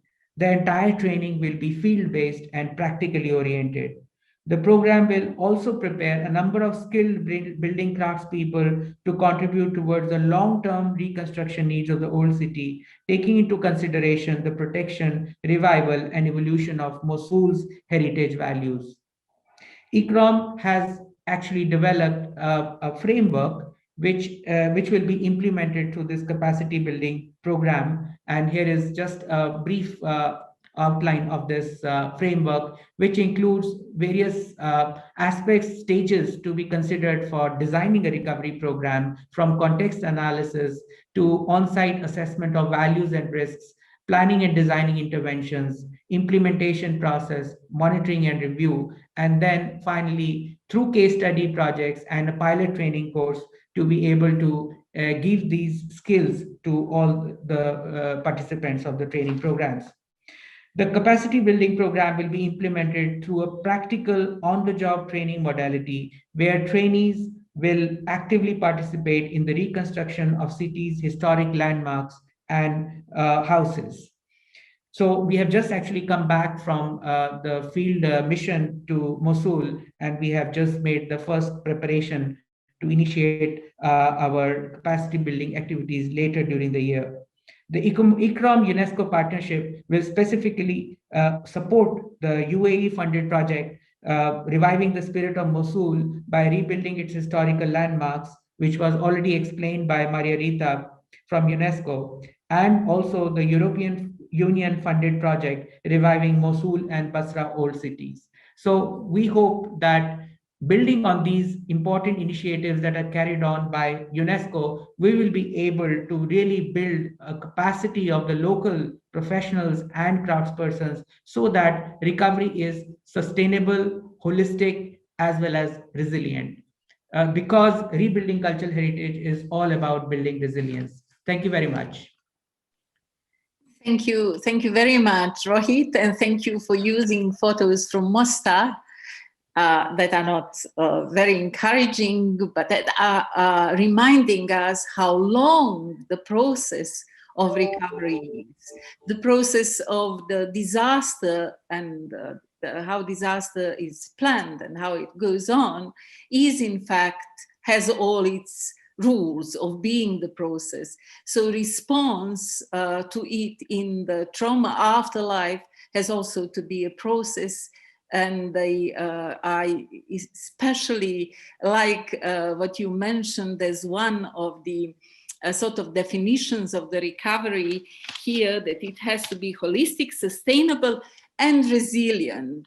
So it's extremely important to make the very recovery resilient while it's building resilience of people and heritage sites. So the resilience of recovery is something that is a a new term that you have coined for me through this presentation, and I think it's extremely important contribution, as well as the experience of and good luck with Mosul. Thank you very much. Thank you so much. So I would like to invite Muhammad to introduce our last speaker at this panel. And after that, we will have a discussion.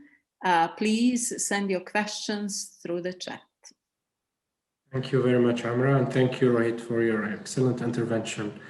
So the following speaker is from a well-known non-profit organization leading the way in the conservation of cultural heritage, and also one of ArcWH partners with whom we have the opportunity to work on management of some World Heritage sites in the Arab region. Ms. Bénédicte de Mollor is the President and CEO of World Monument Fund, a private non-profit organization dedicated to cultural heritage preservation around the world. Prior to joining the World Monument Fund, Ms. Mollor spent 2 decades working as a senior diplomat for France in positions including Deputy Assistant Secretary for North Africa and UN Security Council negotiator on Africa and the Middle East. She most recently served as a cultural counselor for the French Embassy in the United States. She studied sociology and Arabic at the École Normale Supérieure and public affairs at Sciences Po Paris in France. Please, Madame de Mollor, you have the floor. Thank you. Thank you very much. I'm very honored to be invited this morning by the Arab Center, and I'm very, very pleased to see many wonderful colleagues. As was said just now, I've joined the cultural heritage field only a year ago, but I've discovered a fantastic world full of passionate people, very knowledgeable, very skilled. So it's always a pleasure. I hope the pandemic will be soon over and we can see each other and I can learn even more from you. So fortunately, what I'm going to talk about has a lot of points in common with what was said before. And I think it's quite reassuring. And I'm going to try to focus on our field project, but I think we have like many conclusions in common with ICOMOS and ICROM.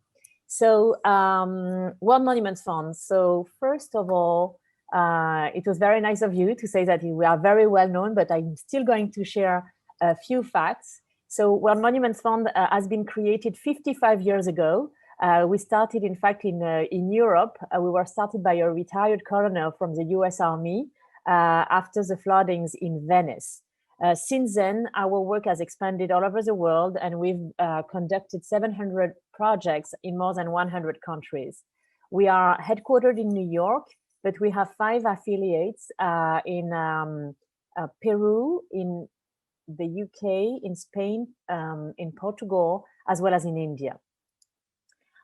So the work of World Monuments Fund has always been linked to disaster. As I said, like our first project was in Venice after some giant floodings. But I would say that our experience in a post-crisis area really ramped up at the end of the 1980s, both in Eastern Europe and in the Balkans. We were also involved in Mostar at that time. And at Angkor Archaeological Park, which is for us one really of our flagship projects. We've been there for the last 30 years. Since then, we've also worked in many post-conflict areas. At the moment, we are very involved in Yemen, and we are working with Alif, the Louvre, and the Smithsonian in Mosul as well. So I'm sure there will be many areas of cooperation with ICROM and on the UNESCO project. So to start maybe with Angkor. So I think Angkor is one of the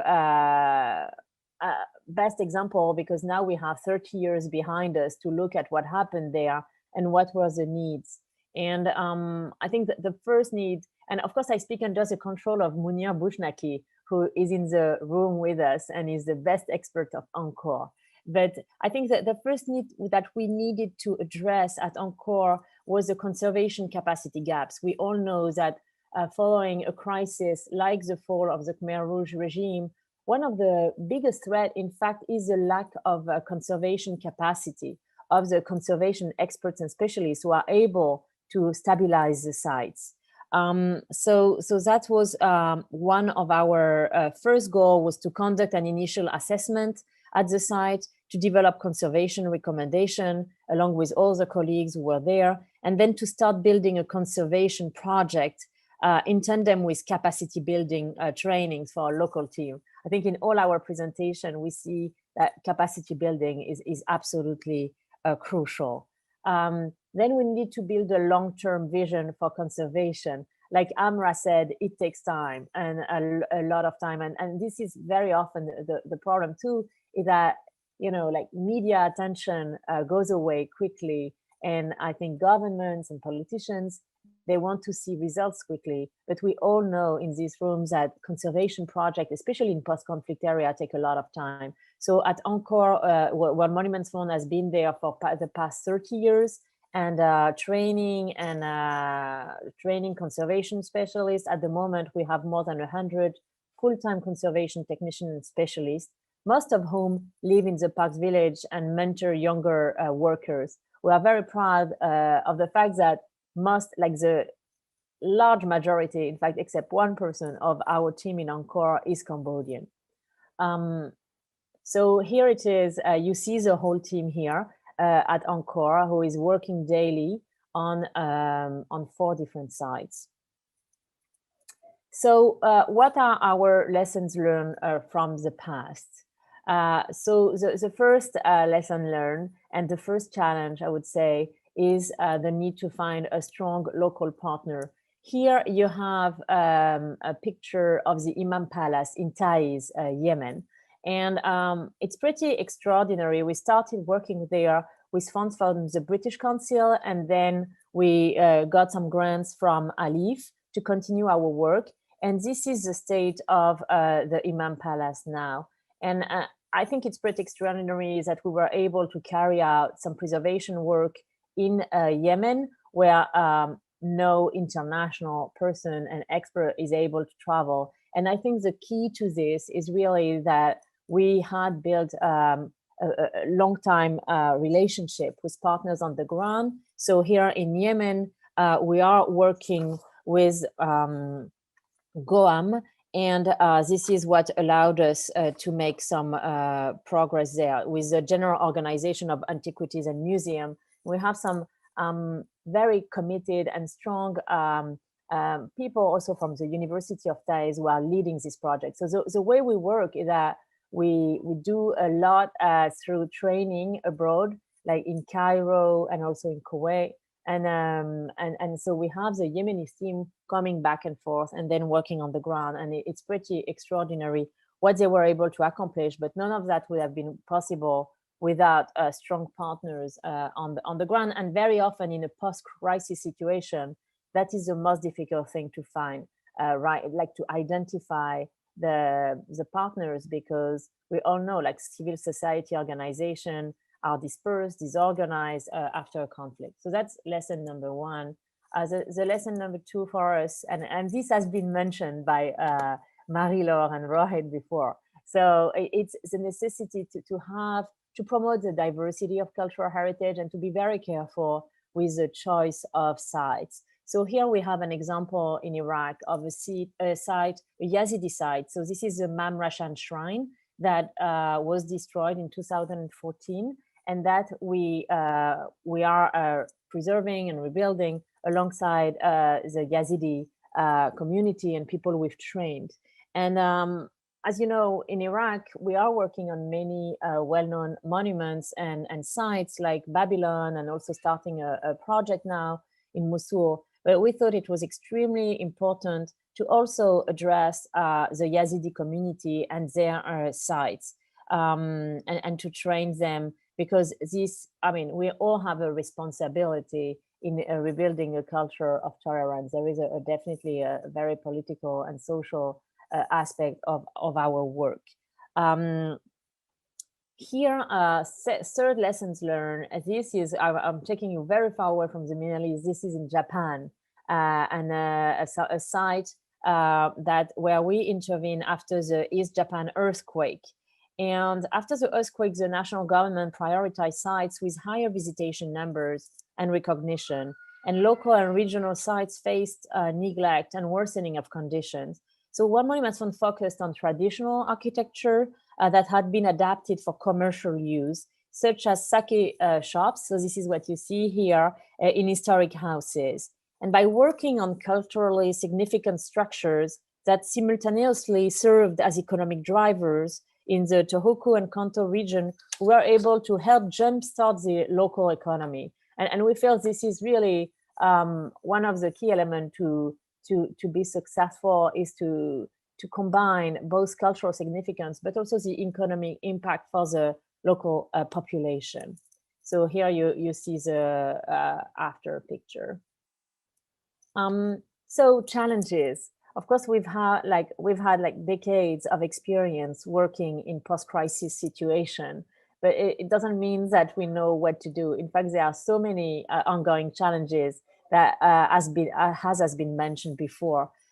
So I think the first one is really to ensure the sustainable transfer of knowledge. As we all said, capacity building is essential. We need to make sure that knowledge continue to be shared. And for that, you need to train so many people to ensure the sustainability of your sites. So that's definitely an ongoing challenge. The second one is record keeping, information sharing. In this kind of post-crisis situation, it's always difficult to make sure that you have a system to record information that will be then available for a future generation and future team who will come in the future. I think we are all working on that and all facing this challenge. Funding is crucial. And as we said before, all these sites, especially post-crisis, need a long-term intervention, and that is extremely costly. And I think funding is one of the main challenges we face, because if we want to be present there long-term, we need some long-term commitments from donors as well. And finally, preparing future action. As was said before, we always have to learn. It's not because you answer to one conflict, it's always different from one place to another. So at the moment at World Monuments Fund, we are really trying to refine our crisis response strategy and to build on the lessons learned from the past. So for us, it was extremely useful to hear, and I can't wait to read the documents that were prepared by UNESCO and ICRAM, because I think it will be very helpful to all of us in the future. And I thank you.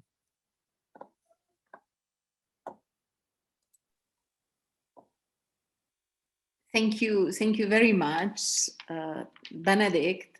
It was extremely extremely drawn circle around the world and around the different forms of the activities that are focusing on the problems of cultural heritage as an agent of recovery of the society. So thank you for the work of World Monuments Fund and also for this wonderful presentation. So now we will immediately, if you do not mind, start with the discussion and the question and answer session.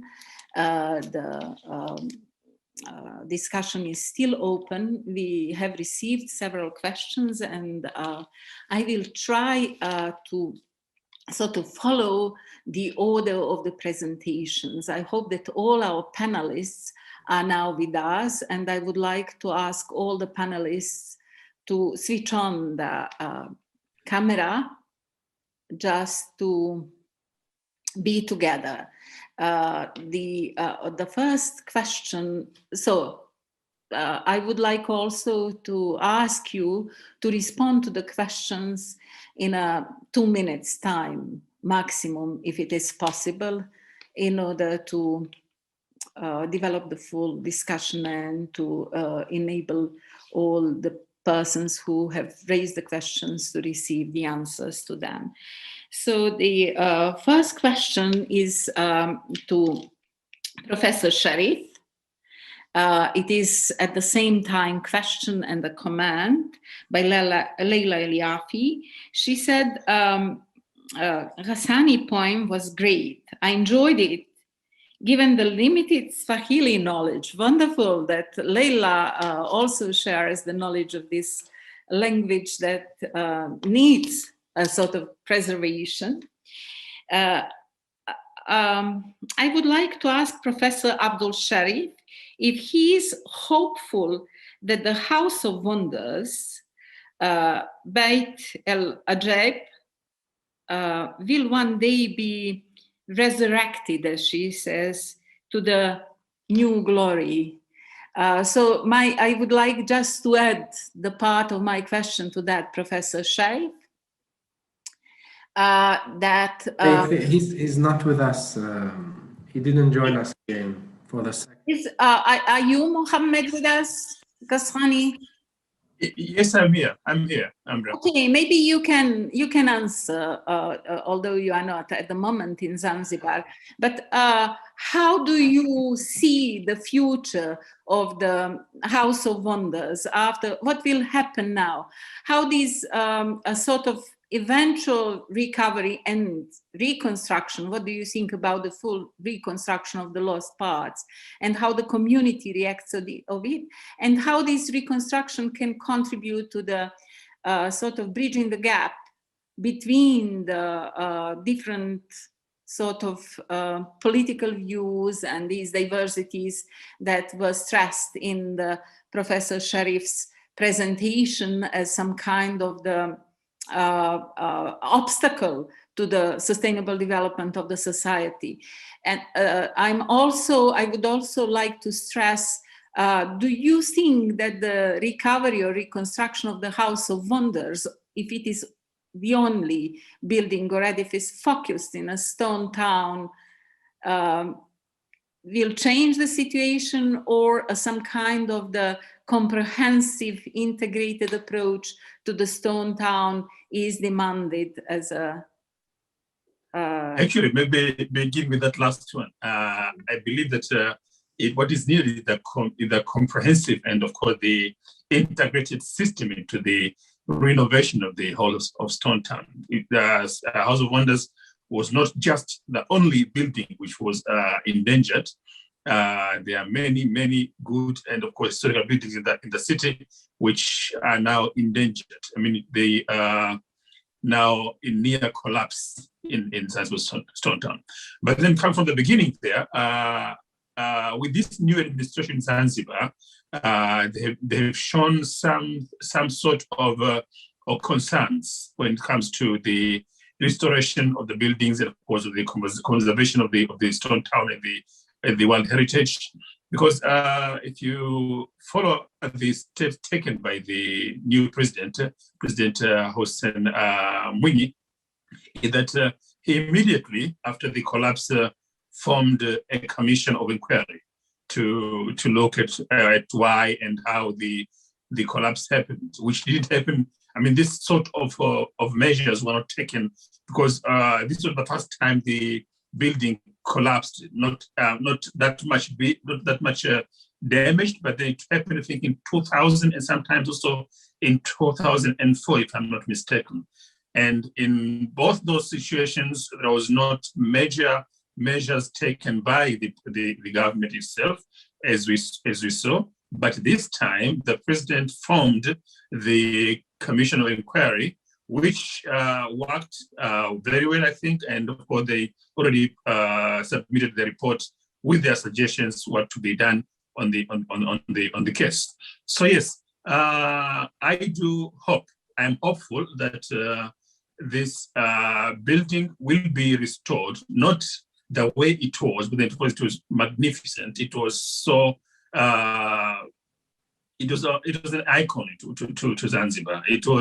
That is why we are lamenting on its collapse.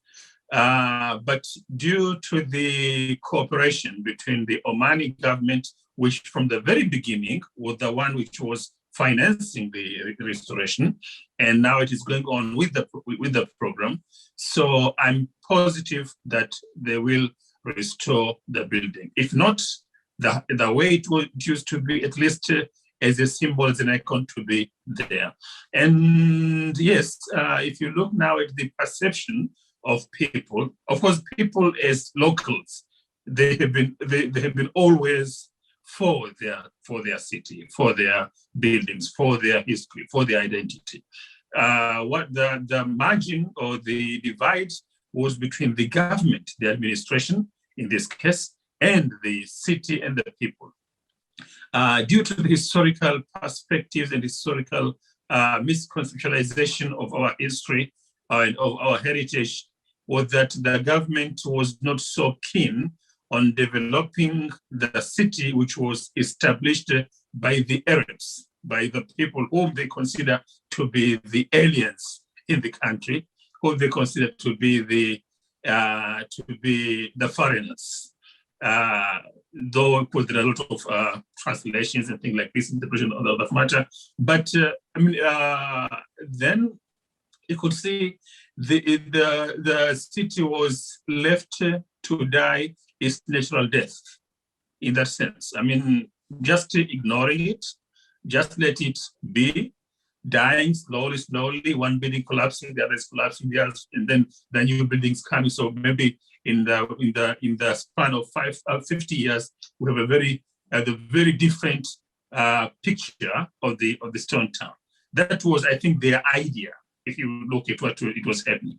But now this partial collapse of the House of Wonders sparked some sense of nationalism on it, of identity, of saying that we belong to this country, and this building was our symbol. We need to be back. Many people do. I wasn't the only poet who wrote poems about the building. There are a lot of people who are speaking about it. On social media, it was an uproar. Many people spoke about this matter, and the government saw it, and they took action. Thank you so much. So there is, in fact, I think David Lowenthal said, we are born into our heritage, like we are born into our mother tongue, and we are not aware of its importance until it's at risk, until we lose it. So once when it's threatened to be pushed into the oblivion, we start respecting it. Thank you for sharing this with us, and I hope that the approach to recovery of House of Wonders will be such that the whole stone town will be in the focus, and that some kind of the holistic approach will be developed, not only coming and restoring, providing funds, coming, restoring with the contacts with those who are carriers of the political will, but sort of addressing the community needs and community divisions, and trying to reconcile all these dissonant approaches through insisting on the universality of values that are in fact crystallized in heritage. So the next question that I would like to raise to Dr. Munir Bushniak, and I know that the answer can be long, but I just would like to ask for 2 minutes of answer.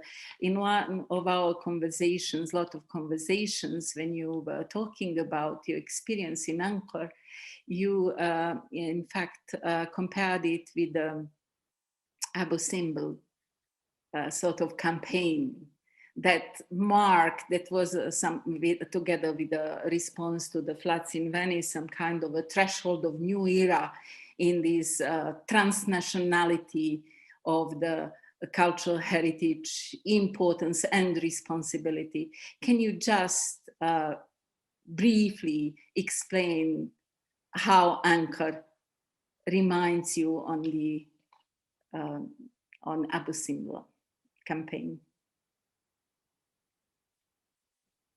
Just please unmute yourself.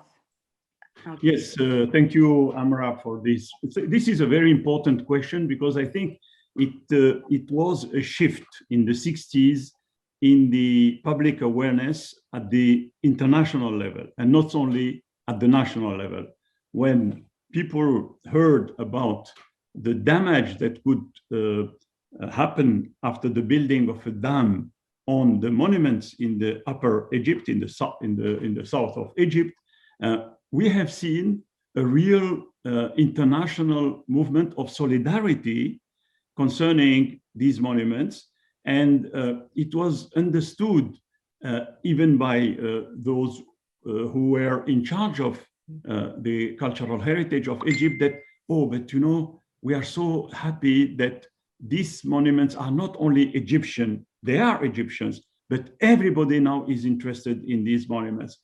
And I felt, because I arrived to UNESCO when we were preparing the document summarizing the whole campaign of Abu Simbel and Philae, and also we participated as UNESCO, we supervised the building of a museum in Aswan, which is a kind of concrete summary of this international campaign. So when I was involved in 1991, at the same time with the colleagues from the World Monument Fund and others, you know, from, in particular from Sofia University, from also the colleagues from France returning after a long period because of the Khmer Rouge to the École Française d'Extrême-Orient, I felt that was a similar movement of international solidarity and a commitment.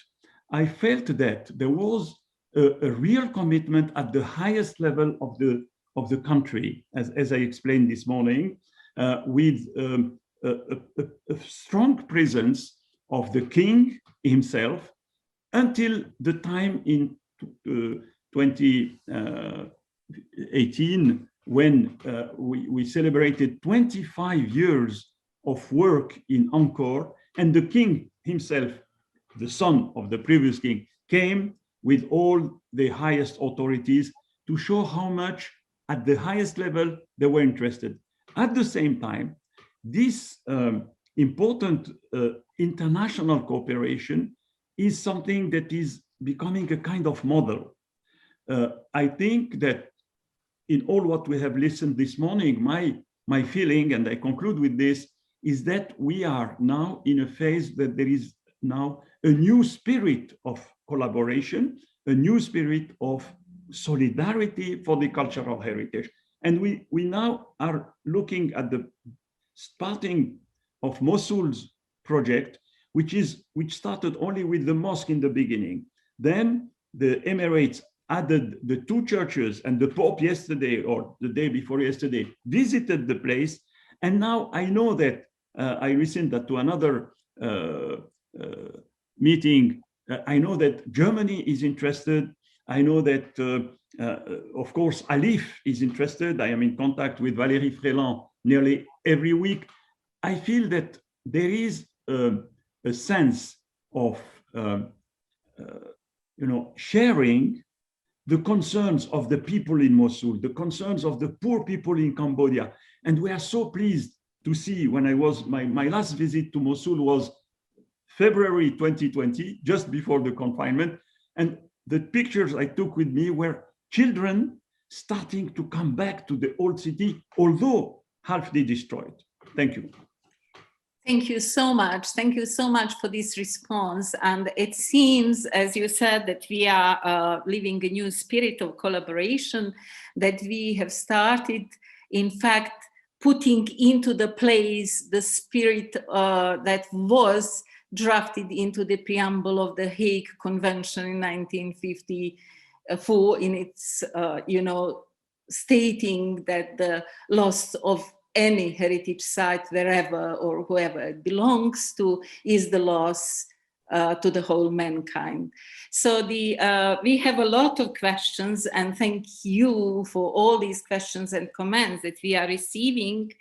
I have several questions, and if you allow me, I will leave them for the end. Now I would like to, there are some questions for Benedict. The one is from the attendee, I don't know the name of the attendee. Thanks for mentioning the need to work with the local partners. It seems that the example from Yemen is quite extraordinary. How does that translate to other places like Syria, for example? Yeah, I think it's an excellent question, and I see there are several comments from Syria, and so I want to really salute all our colleagues from Syria. I lived myself in Damascus for 3 years, so I really feel for Syria and hope for the day we are able to go back. So it's really a good question, because, you know, just listening to everything that is being done for Iraq, it's great, but I wish we could do the same for Syria. And because there are sanctions in place for organization, it's impossible in Syria. And we are an American, so it's not possible for us. I know the Aga Khan Trust for Culture is working in Syria, which is really wonderful. I think things like what we've been doing for Yemen maybe can be explored in the future, meaning training people when they can get out of Syria. This is a first and important step, because it's people who will rebuild their heritage. So this is the only thing I can say. When we can go back to Syria and work with the Syrian people, we will. That's for sure. Great, thank you very much for this answer. Then I have a comment and a question from our colleague from Nablus, Nasir Arafat. Combining Benedict and Marie-Laure presentations emphasize the importance and need of our work to act against destruction, not only document destruction, and how to reconstruct after. We should become a power to educate and influence against all actors. What do you think? Marie-Laure, do you want to answer to this question? Of course, I agree. I mean, it's so true, and I agree 100%. And in fact, and I think you will share my view, Amra, because you were part of the project. It was even a surprise for us in doing this case study to see how risk preparedness is difficult. You know, even in cases where there are destructive events in a relatively short time frame, you know, in a decade, or, you know, things that people can easily remember, they are not getting ready to the next. No. Look, they are not, and it's, when you read, it's difficult to understand. So it's sure that we have to find a way, I don't know, collectively, to the conservation community to raise awareness about this, so that people get prepared, and we spend more time and more energy to prevent damage rather than just try to repair it afterwards. So I think it has to do also with the difficulty of knowledge sharing, the ownership of the outcome of reconstruction. As we could see in the cases, it's very difficult to know who is really learning and how the experience is shared. So maybe we should also work more on this. But yes, Nasir, I really agree with you. And it's very important. And just one last thing, coming back to Benedict's intervention on Syria, I'm very happy to say that at ICOMOS, we are just recreating a committee, a national committee in Syria. So this is a very good news for us. It's not entirely done yet. It's still, you know, we are still in the finalization process. But I think we are coming close to the success. So just having a network of people in the country who work together and collaborate, for us, it's very important. And we are very happy about this perspective. Yeah, thank you very much. And I'm probably the person that can confirm that people that live in this trauma afterlife, that are recovering themselves and their heritage after any kind of disaster, do not want to think about the possibility that disaster will take place again. And you will see that there is, in fact, the rule that in none of these communities there is some kind of risk preparedness plan, because, you know, this experience of disaster is like enough for a life.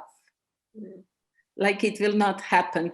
And having that in mind, I would like to greet our wonderful colleague, Professor Dacia Viejo-Rosse, who comes from Cambridge, who is in Cambridge now, and who is one of the authors and authors of the chapter in the book, and also participants at the conference.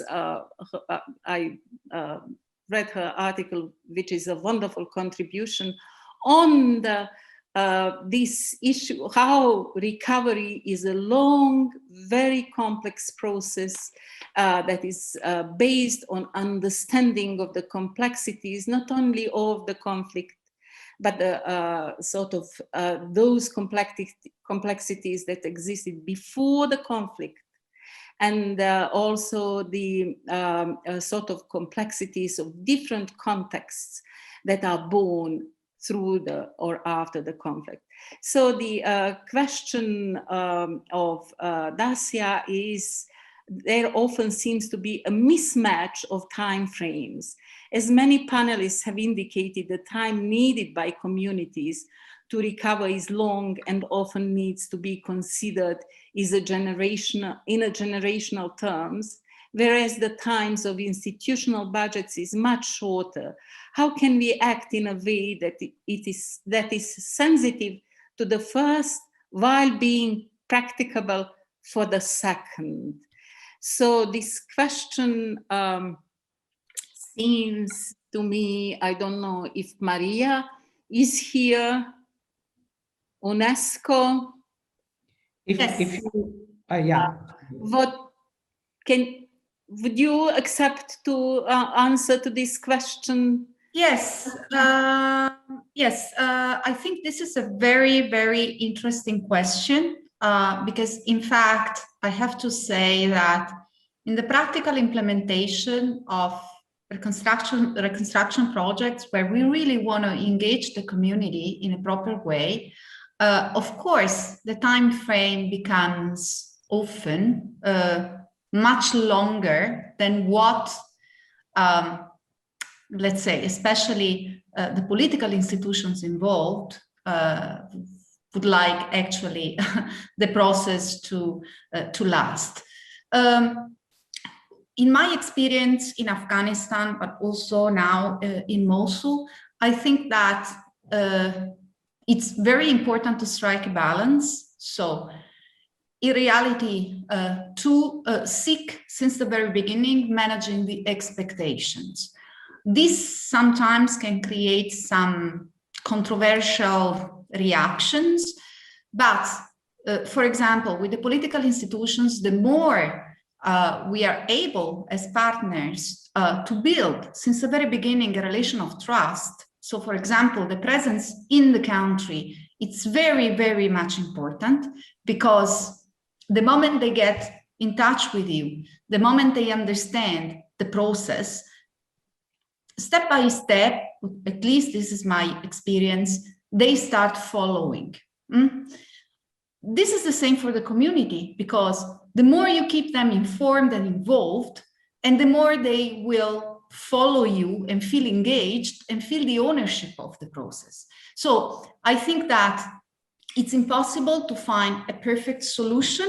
I would say that in reality, what can we do is basically to mitigate the risk that this disalignment in between the time needed and the expectation, especially of the political institution, can create or can impact adversely the process.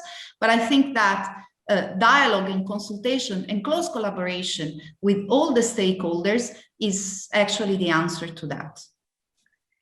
Thank you very much. And Maria, in fact, there is another question that I thought was for me, but maybe you can also answer to it. How does the rehabilitation of the religious landmarks in the city play the role in revival? And the example or the case of Aleppo is mentioned here. One of our colleagues said that while working on a paper, he or she interviewed the people in Aleppo, and they said that they will go back if Al-Sheikh Najjar come back to life, and that is a very important industrial center, not the citadel, not the great mosque, etc. So the author of the paper works in heritage rehabilitation project in Syria, but is not sure if the heritage is in fact of crucial importance for the sort of bringing back dignity to people who want their jobs and sort of daily income. So if you can just briefly comment that, and I will also at the end comment this based on my experience. Yeah, this is another very good question. I think that first of all, it depends by the context and how the community actually relates or was relating to that heritage the moment the disaster happens. So for example, again, if I compare the situation of Afghanistan with the situation of Iraq, I can say that the reaction of the community was, I would say, quite different. Now, in Mosul, for example, working on the historical landmarks is very much important because the population feels deprived of a spirit of peaceful coexistence that violent extremism has taken away. Because the conflict, as someone mentioned, maybe you, Amra, directly, conflict doesn't come like from a day to another. It has a background before, okay? So for the Moslawis, it has been a long process of gradual deprivation of a system of life where the different groups were living together.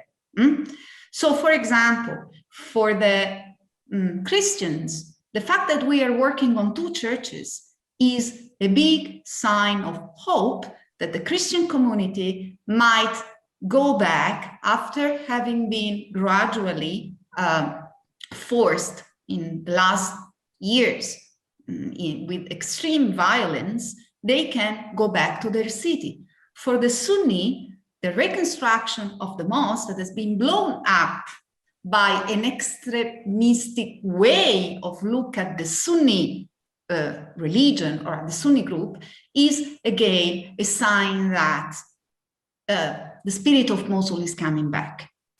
Then, of course, and I will close with this comment, of course, like people after conflict, they have big concerns related to also their economic situation, because the majority of the population has lost jobs and sources of income. So job creation and direct involvement, it's critical because not only empowers them to proactively contribute to the reconstruction of their city, but it also tells them that culture too can be a source of economic development. Thank you. Great, wonderful answer. Thank you very much. And if I can add to this answer, it was also the part of my study, and at the beginning of dealing with this issue of reconstruction and trying to understand, I consider that it is important that the experts put them in the service to the community, to serve to the community, not to impose their sort of opinions and the priorities. So I did some kind of a survey in a historic town that is at the World Heritage Tentative List that was totally destroyed and all people expelled. So expulsion and torture and killing of people was aligned with destruction of their heritage. All of that composed the ethnic cleansing. So cultural heritage was the part of ethnic cleansing. So before starting recovery, the comprehensive recovery and return process, I asked the people what are their priorities with a simple form. So the survey, in fact, showed the same as you, Maria, presented in your presentation. In my survey, 98% people wanted that the building or the part of the town, the central city square with the central mosque, is the first to be rebuilt before their house, before water a supplying system, before healthcare system, before industrial buildings. And one of those, my interlocutors, explained to me in a long letter that if this mosque and the city's central city square, which is the way how he recognizes his homeland, if it is not restored in the same form at the same place where it was before destruction of their lives, he would not feel safe there, and it would it will not matter for him to live in Stockholm, where he was expelled to, or in his hometown. So the people in context, as you explained, in certain contexts that are different from the context in Aleppo, where cultural heritage was destroyed because the parties did not care for the heritage, not because they cared to destroy it while destroying the people. Here, the cultural heritage becomes some kind of a crucial confirmation that the process of the dehumanization of the group of people is in fact stopped, and that they are rehumanized through achieving the signs, the crystals, in which they can recognize themselves and their identity, and that they can return to their places. So the context is of crucial importance, and I think it is a key word in cultural heritage protection. We have here the question by dear Luna Rajat, who is also one of participants to the conference and authors of one very interesting paper. Luna is from Damascus, and she asks about the possibilities to politicize the funds that countries get for the benefit of the conservation and rehabilitation. So to some kind of a free cultural heritage from the traps into which the politicians, political will, governments, etc., push the cultural heritage in. So the question might be answered by Rohit. Well, is there any kind of a... Yeah, I would be very realistic here. I think no matter how much we want to depoliticize, there will be always politicization. But having said that, I would say that what is important for us as professionals is how much can we leverage on the political interest? Because at the end, we are not politicians. We are the ones who would be able to do the actual work. But politicians will always have their agendas. That's how their whole thing is defined, right? But I think important for us to maximize the utilization of whatever leverage we can get hold of through political interest is something that we must be prepared for. And also in some situations, I would suggest that if sometimes the political interest might be detrimental to heritage, as we understand, right? It could be very much focused on a certain aspect of heritage, or maybe defined by some other hidden agendas, right? So we could enter into difficult situations as well when we have such kind of political patronage.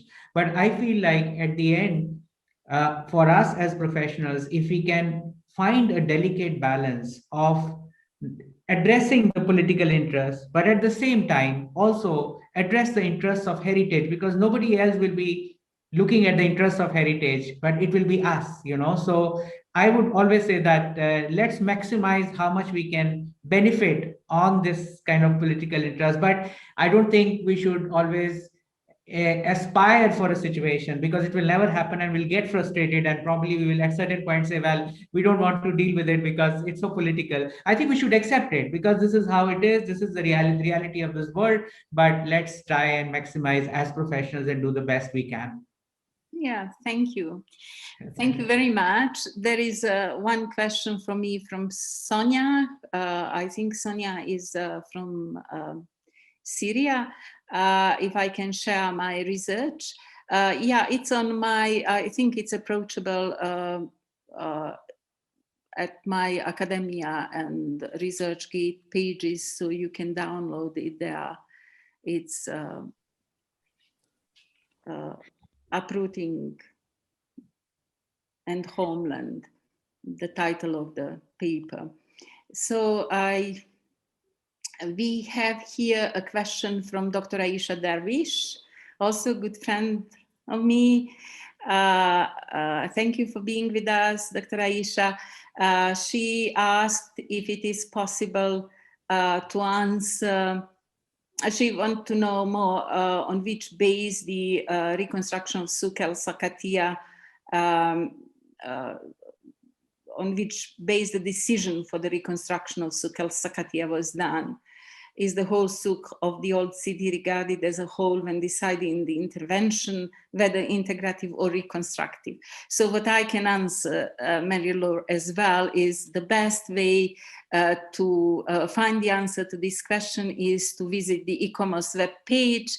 In the publication number 1, there is a case study by Dr. Ruba Casmo and Lina Gutiefen, and you will find their explanations of this, and I think you can get in touch with the authors.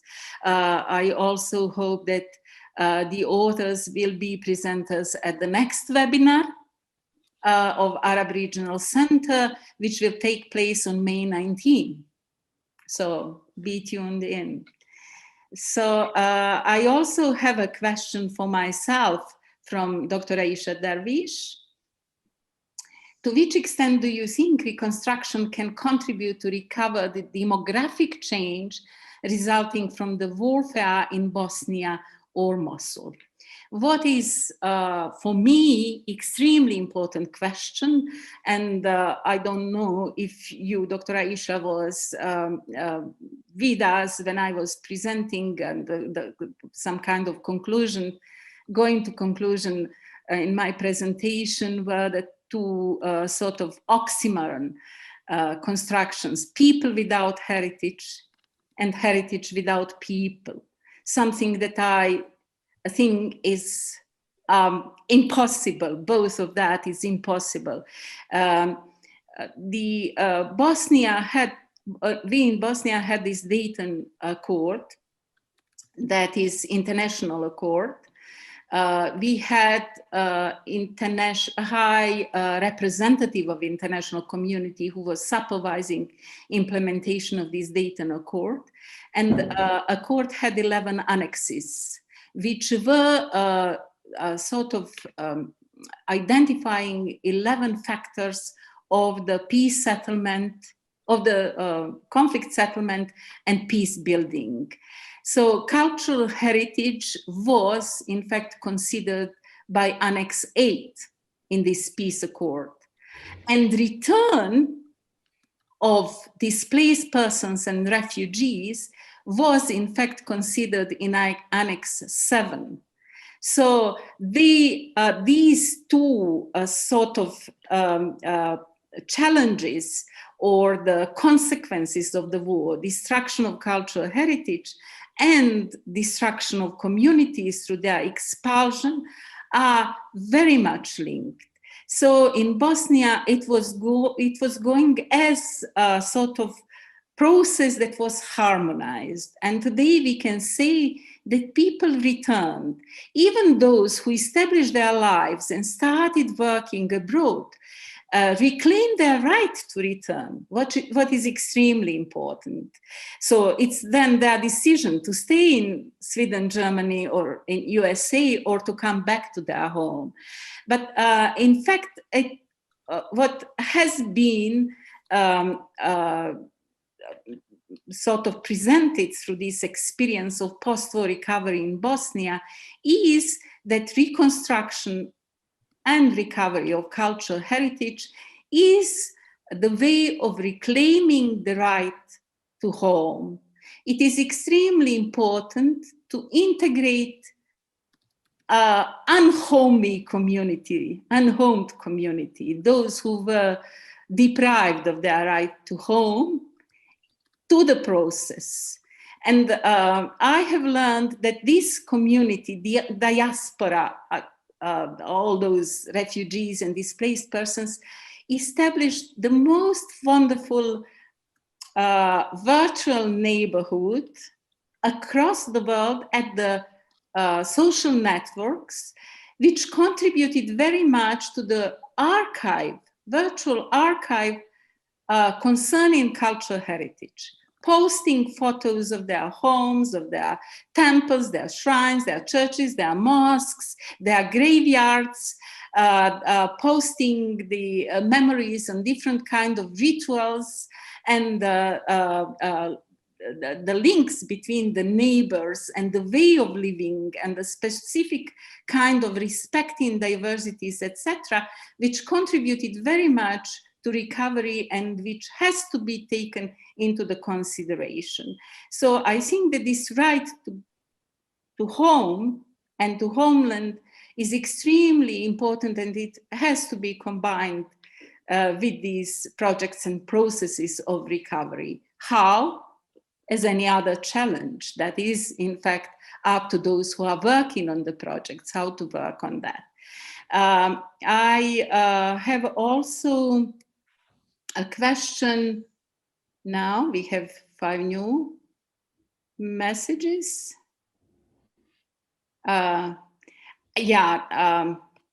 have also, there is a question for me from Miyuko Karkov.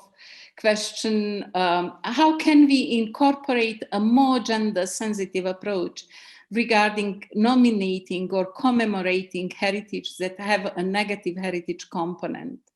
What if there is a stigma on sexual violence? What if the communities are divided and the most marginalized are excluded because of cultural barriers? And I consider this question one of the key challenges to anyone working in recovery. When I said in my presentation that those working, that the recovery process has to be, of course, inclusive, holistic, and never impartial. So it might never impartial. It might sound very strange because a lot of helpers, supporters, people coming from outside would like to be impartial towards the communities. Never impartial means that the focus should be to the most vulnerable groups and to those who are the victims of the war. The approach sometimes is different. Reconciliation is looked for the reconciliation through some kind of negotiating between those who are in power, who were in power during the war, and those who do not have their voice. And after the war, their voice is even totally silenced down because of all suffering that they went through. So approaching them through a very systematic, sound process of developing project, those who are the weakest and the most marginalized, is extremely important, and giving being their voice and giving the priority to their needs, I think, is the most important. And the doors to enter the projects and the process should be widely open to everyone, but all those who want to block the recovery as a healing process for those who are marginalized and gender gender-based marginalization is very frequently present. Should, you know, no kind of blocking of the process should be allowed. That's, of course, you know, as it was clear from the presentation of Dr. Munir, and for the other presentations, and also for the case of bridge in Visegrad, political will and those who are decision makers, who who have the power is sometimes the main obstacle. The presence of those who do not want the processes to go in a way that they become a healing and recovering process, but they keep the consequences of the war. So that's that's a very hard question. Concerning the stigmatization of the sexual violence, it exists anywhere, and this stigmatization has to be addressed not only through the recovery of cultural heritage, but also through the work of different, bringing it to the discourse of the different fora, including, especially in the traditional societies, the religious leaders who have to address the issue and the problem of stigmatization of those who are victims of the sexual violence.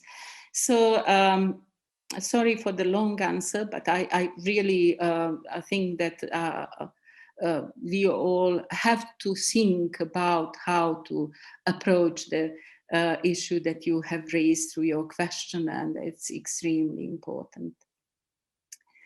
We have